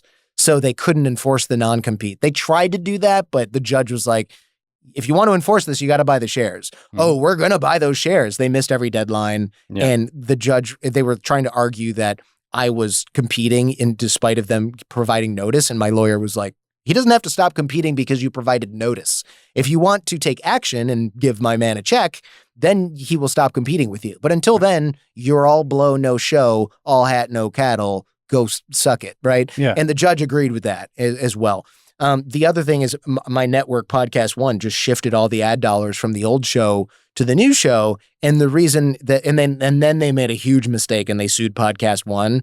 And Podcast One was owned by a guy named Norm Pattis, rest in peace. And he was a friggin' dog, man. And he was like, I loved him. He was like, oh man, you sued me? That was a mistake. Bad idea. So he countersued and they were like, oh my God. So they settled with me right away because Norm Pattis was like, I am going to bury your grandchildren with this lawsuit.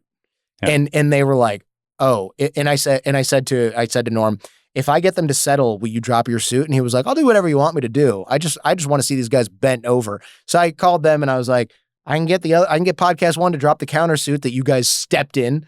Yeah. If you settle, I know you can't afford to buy my shares. So they ended up giving me all of the intellectual property, everything that I wanted from the business. They couldn't afford to buy my shares, the business. And I was still like annoyed. I was like, I'm so annoyed. I wish I could do something to them. And my lawyer said it best. He goes, you have done the number one worst thing that you could have done to your previous business, which is leave it in the charge of these two guys.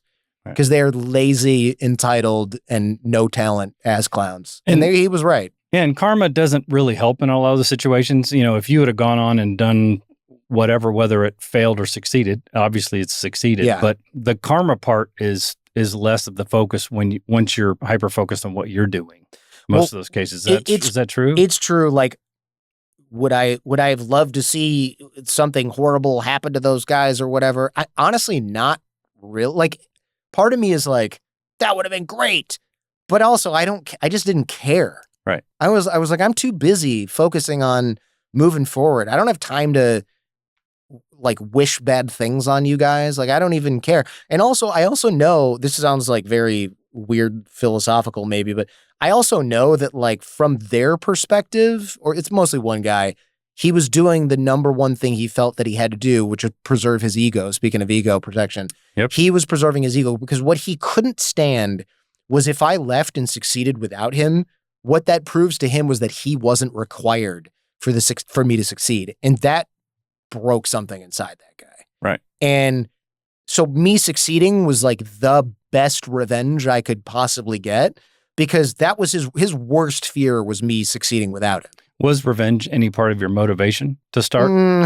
No, I was trying to survive and build a business and do what I love. You'd already jumped out of the plane. You had to figure out the parachute. Exactly. So the fact that it also like put sand in his crotch for the next several years, and I know it did because we have mutual friends that are like, he still complains about you for 8 hours a day. And I was like, Jesus, I think about this guy like twice a year. Yeah. You know, holy smokes. It's pathetic, right? But my new company was more profitable in the first 8 months than the old company was in the peak of its existence. That's amazing. So it was really obvious that I had simply dropped the dead weight and moved on. Yeah. And it says a lot about you too, in terms of the talent and the gumption and all that kind of stuff. But I'm curious too, you've mentioned stuff about being critical of people who will go jump into something with no plan B or whatever. Yeah. And don't let me put words in your mouth, Sure. but I've heard you talk about that. And I find it interesting because I'm the guy who gets myopic on something and I've done the same, career changes and just jump into things that are out of left field. Mm-hmm. And then I get so myopic that I feel like if I have a plan B, I'm screwing myself because I'm I'm taking my eye off the prize. Yeah. Yet I completely understand the logic in what you're saying. It actually is a mature thing for you to say, and it's kind of an immature approach on my part, unless you have the personality that just refuses to quit. I think there's something to that, but I don't know if I always say don't do something if you have a plan B. I think I think what you're hinting at is when I'm critical of, especially like online influencers will say something like, burn the ships and go all in. And I see these young guys who are like 21 and they're starting some bullshitty drop shipping business that they bought a course about. And the other person, the influencer's like, burn the ships and go all in, quit your job as a waiter and go all in on your business. And I'm like, no, all you're doing is limiting. If you have a job that pays your bills, you should absolutely never quit that until you are up and until your only bottleneck on scaling your business, which is hopefully now stable as a side hustle, is your time and effort. Right. Otherwise, what you should do is work that job indefinitely, and then you have unlimited runway for your side hustle. What are you doing? Don't quit your job. Now you've got, 3 months to create a functional business? What the hell are you thinking? Short-living it. No. Keep your job as a server and keep your drop shipping business 1 hour or 2 hours a day on the side. Yeah. And then when that thing starts making more than you're making as a server, then quit your job and use that time to scale that other business. What the hell else are you doing? So these influencers, they give these they say stupid crap like burn the ships and go all in. And it's like, no. You should have something stable so you can muck around and toy with different risky ideas. Yeah. And if the risky idea doesn't work out, it doesn't matter because you have your day job. I've got a buddy who was a semiconductor engineer and he makes millions of dollars selling sheets on Amazon. Okay. And he didn't quit his job as an engineer. And I said, why? And he's like, eventually I will. I just have to convince myself that my business is not going to magically implode. And I was like, sustainable. It's sustainable. And so he eventually quit his job, but it was actually really smart because if you're making millions of dollars selling something on Amazon, all Amazon has to do is decide to make an Amazon Basics version that's $1.50 cheaper than yours, and you are going to lose everything. Right. All your eggs are in one basket. Everything. That's a tough one. I had a lot of friends who were internet marketers back in the day who would do these like long, convincing sales letters, and they were making millions of dollars a month. And then Google went, you know what? We don't like these. They kind of pollute the internet. The search results are annoying. They're kind of bad businesses. They're run poorly. They rip people off. People are blaming us for surfacing them in results. All right, find websites that look like this and just deprioritize them. And these people went from making $2 million a month to making $20 a year. Yikes. And they just made shit. Yikes. Because Google was like, nah, no thanks. I think it was called the Panda update, and people were calling it like the Panda apocalypse because it was the Panda. It was called Google Panda, and it just was like, we're getting rid of all these shady fly-by-night video sales letters. Those guys, I remember envying the shit out of those guys for years because they'd be like, Jordan, let's go to Vegas. I just had my first $10,000 day or whatever. And I'm like, what? How are you doing? So I was like, I got to get into this business. They're like, we'll show you how to do it. It looked shady. I didn't really want to do it. I was working on my other business. Those guys, I remember the day they were like, dude, are you hiring? Because I got to work at McDonald's or something. Like, I don't have any skills. My sales stuff, my sales copy stuff is over. They couldn't pivot. They didn't get warning. Google wasn't like, hey, FYI, we're going to shut you guys down in 6 months. It was like one day their sites just weren't up. And it's interesting because as fast as I tell you that I'm the guy that jumps in, I've also given advice to close friends or family and too said, don't quit your job because I also feel like the hustle is missing from people. Everyone's coming out with a new program to figure out how to work less to get more, which is it's a beautiful concept. Sure. And that's everyone's goal. But, from the jump, you got to put in the time. I said, if you really love the idea of what you're going to do, you're going to be a musician, you're going to be whatever, that's great. Keep your grocery store gig or whatever. And if you really, really want to kick ass, you'll still spend 8 or 9 hours a day doing the other thing on top of your job because that's how bad you really want to do it. And you'll figure it out. And that I appreciate that point is that then you have an actual runway. You're not under the gun to where you have to basically pull up stakes after 3 or 4 months because you went bankrupt already. I think it's the stupidest idea. You should only quit your day job when the limit on scaling your other business is time. That's it. So what about AI? Do you think AI is going to flood the market with all of these same types of questions, especially in the creative industries? You see the jobs getting taken away. And in the industry that you're in, it's very human-centric. obviously, but Yeah. I think even podcasting is moving in that direction. What are your sentiment on that? I think so. I mean, you can have a really good podcast that uses some AI elements. Like I'll dump all this crazy amounts of notes from like a book, a movie, a TV show, a YouTube video, and I'll put it in a document. And I used to spend like an hour trying to figure out how that's going to look. Now I dump it into ChatGPT and I go, organize this in a way that Jordan Harbinger would organize it for his podcast. And it comes up with something that's like 80% there. And I move the rest of the stuff around myself manually and add my personality to it. And it saves me like an hour and a half. Or I'll get a book that I don't want to read because I've already read 3 of the other guys' books, or I don't have time and I've done 10 hours of research, but there's another thing that came out and they only got it to me 3 days before. I'll be like, read this whole book and see if I'm missing any key points in my current edition of notes. And it'll go, oh, well, he does talk more about his time in prison in the book, and you don't have anything on that. And I'm like, all right, craft me a 10-minute segment about that. And I'll maybe use some of that in my work. I don't think that we're going anywhere soon where there's going to be like an AI version of me that's better than me. That's unlikely that that a real human's going to want to talk to a robot interviewer.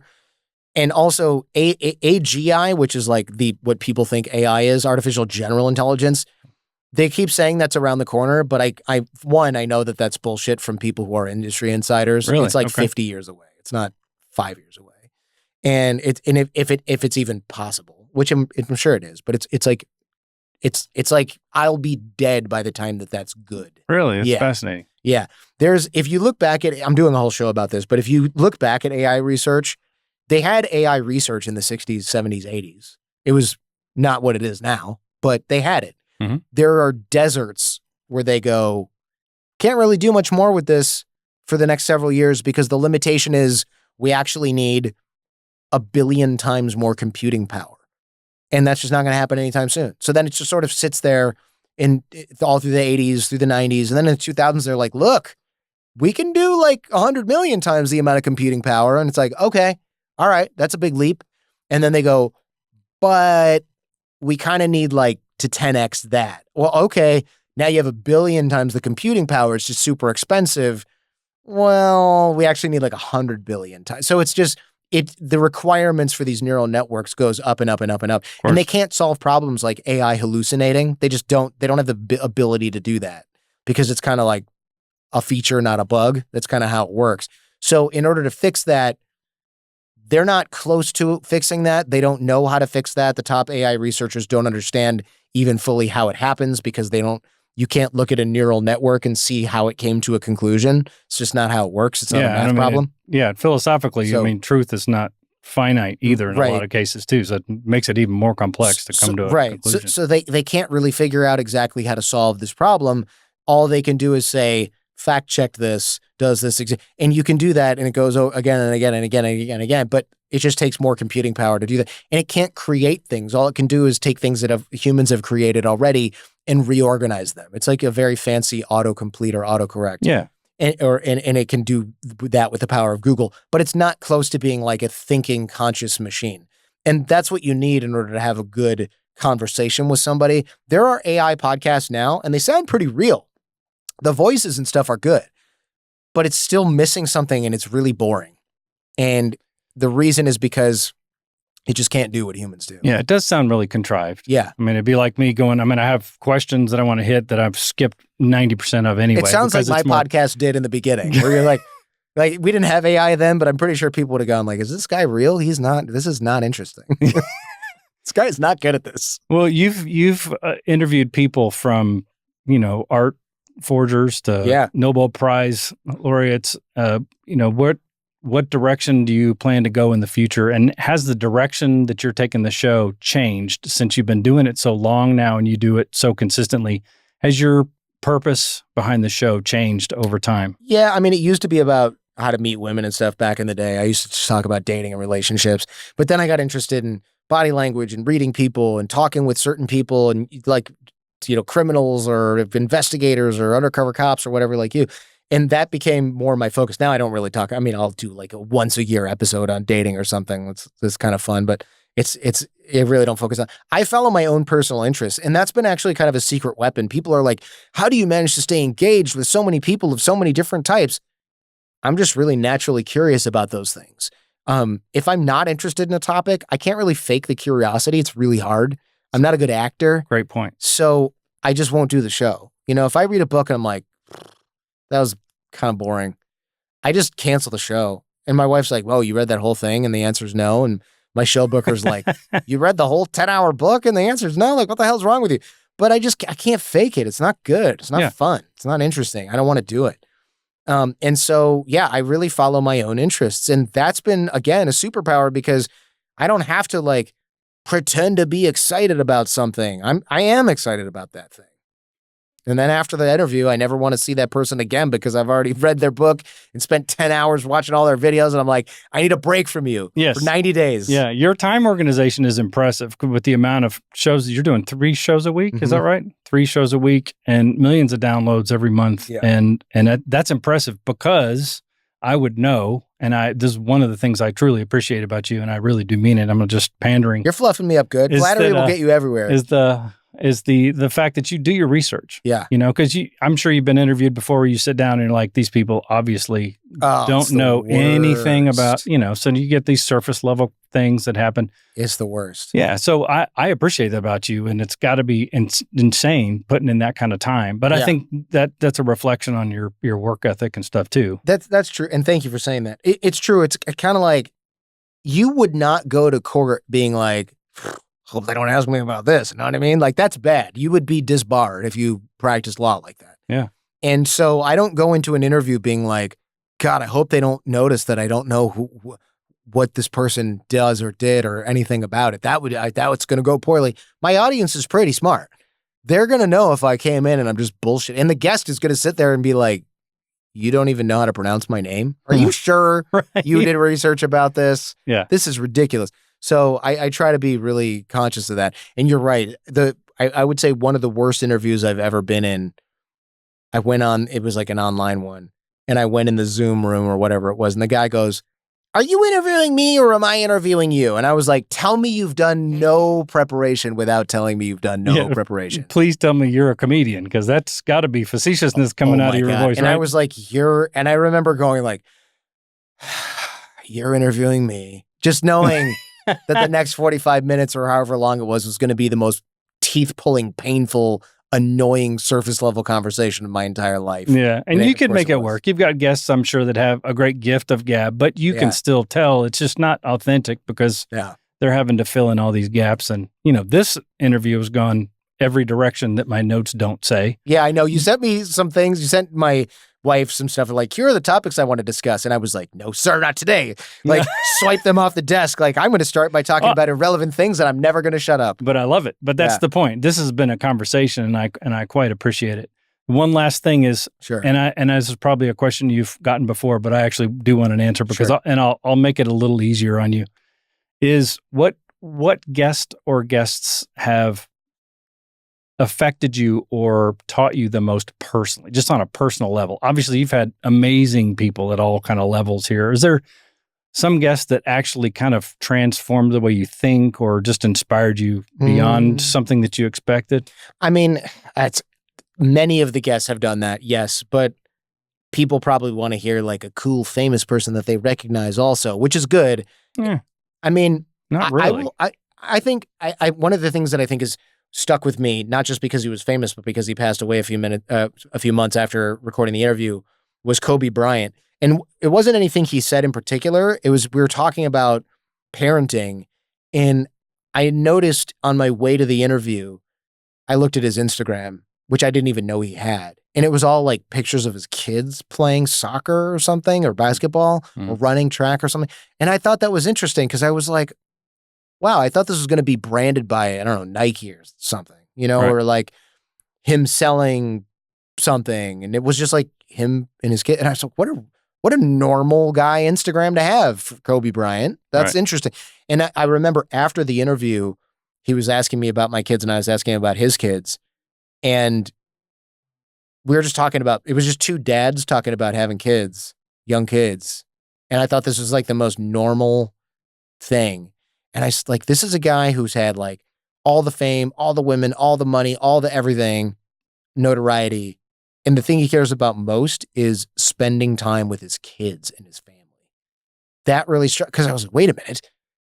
I can do that right now without being a famous NBA player with $1 billion in my bank account. Yeah. And I thought that was interesting. There's this guy who has access to everything and everyone in unlimited amounts. And what he wants to do is watch his kids play soccer. And that's beautiful because a lot of those people do not. They take advantage of that, and you end up having professional babysitters, and they're running all over the universe doing whatever. Yeah. And that's really disappointing for the kids' sake because as you know, it changes. You know, I was explaining to my son, I was in a band, we got off the road because, you were born, and then I was trying to go DEA, but I didn't want to have to leave. So, and he was apologizing. I'm like, no, you don't understand. My goals weren't You didn't ruin my career. You changed my dreams. You showed me what was more important. Exactly. So really, it does. Yeah. It is a life-changing experience to have kids. And you have 2? I have 2, 3 and 6. And I think about it all the time. I'm like, someone was like, you get to do this and this and this. I was like, no, I got kids. And then they were like, we got to be sure we're not using our family as an excuse not to achieve the things we want in life. And I was like, I don't think I'm using my kids this is the best excuse ever. I want to be home and snuggle with my kids and play Candyland. Yeah. And it's like, do I really want to do that? Or is it just an excuse not to achieve? And I was like, nah, I think this is a pretty good, I'm pretty sure I actually want to play Candyland. That's awesome. Yeah. Lucky kids. Yeah. And That's awesome. I don't think I'm going to regret like not being more internet famous and having money, dying with more like I'm gonna die with more money instead of having my kids around for the holidays. Like, nah, that's not a good trade. It's not worth it at all. Yeah. Well, what new projects do you have going on? Anything you need to absolutely nothing. People always say like, you should write a book, you should do this, you should film this. You're leaving money. My agent loves it. You're leaving money on the table. That's a good thing. I want to leave a lot of money on the table because what that means is I'm choosing my family over the money. You're trading your time back. Yeah. So like, yes, I'm leaving that money right on the table. It belongs on the table. Let it sit on the table. It's not going anywhere. It'll be there when my kids are in college and they're like, Dad, we don't have time for you. I got an exam. Then I'll go get that money that's on the table. Right now, they want to hang out with me. They want to fly drones. They want to play Candyland. They want to build Legos. That money can sit on the freaking table, man. Well, I appreciate you, brother. I brought you a little something here because I'm only a part-time Californian because I don't want to have to pay the taxes here. Should I say thank you? I don't know what this is yet. Maybe don't know yet. But this is a representative. Oh, that's heavy. Jesus. Representative of some Texas. It's a Texas whiskey that I nice. I hope you'll appreciate. Can I open it now? Yeah, please do. Yeah. I mean, maybe not drink it. Well, actually, why not? You can drink it if you want. I'm gonna have a sip of this. So it's this looks awesome. It's rare because it's not typical of Texas grasses and wheats and peats to be made into whiskey. But with my bare hands. Oh, it's perforated. We'll edit that out too. No, this is going to be impossible. This looks pretty awesome. So, do you drink this? I do drink it. Yeah, I love to sip whiskey, and I always like finding interesting stuff. I'll do. My son's grown now; he's 29 years old, so we'll do little taste tests sometimes. And as much as I appreciate, a $200 whiskey, he's going in with the glasses. Nice. Yeah. Let's do it. He's like, stop unwrapping things on your microphone, you moron. Thank you, brother. Sorry, producer. Yeah, as much as I appreciate a $200 whiskey, sometimes in those taste tests, you end up coming up with the one that would cost you $45. But you know what's funny? I've seen this happen before, where a wine expert told me this. And he was like, you know what? It was a sommelier. He goes, there's all these, I'm trying not to make noise, but it's impossible. Yeah, it's not a screw off. I know it's not. I was trying to get my fingers under it, but I really can't do it because I'm sweating. Here we go. Man, I didn't bring my knife either. No, it's coming. I just have to twist it a little bit.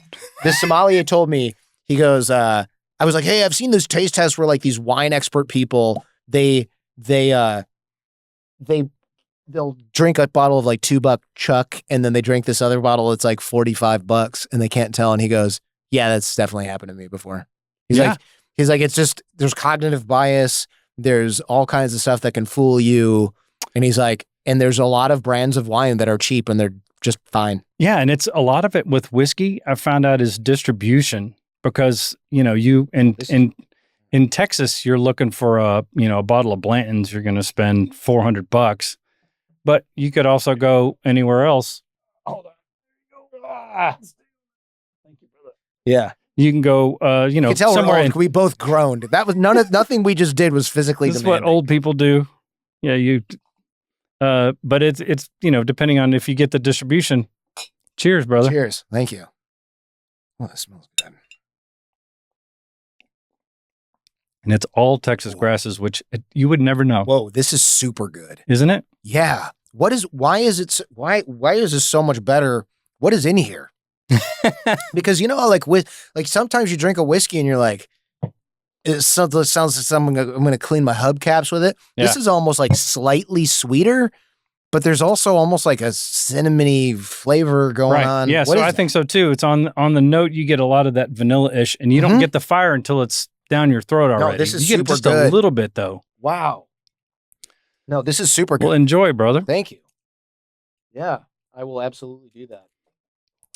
I'm gonna have to Google how you travel with a bottle of whiskey in your do I check it in my suitcase? I think I have to, but also how's that gonna work? So if you have problems with that, let me know. I'll have a bottle shipped to you. Yeah, this is super good. But, I'm gonna take a no picture. no of it hard too. feelings if you have to if you struggle getting that back to the casa. Well, just let me know. Worst case, one of my friends is gonna hold on to it for me here in LA, and I'm gonna come back and there's gonna be none left. But whatever. Yeah, I I'll want make to it take work. care of you. You just make sure, man. Yeah. It's all good for a brother. This is really, really good. I appreciate you burning time with me, and My pleasure. I know you're busy as hell, so thought I would at least bring some kind of rep of Texas. If you're ever in Texas, hit a brother up. Let me know if there's anything I can do for you. Let me know. Man, this is so good. Thank you very much, man. This is a fun conversation. What's it take? What you gonna do? What you gonna do? Success around the sandbox with second grade rules. A confident fake to make you do what they want when they won't pay the fool. A diplomatic face is the one to see you through. Don't let those bigots take you off your game, but just to let them loose. Just sit here in the front seat, baby, ain't that sweet? Take a little honey from the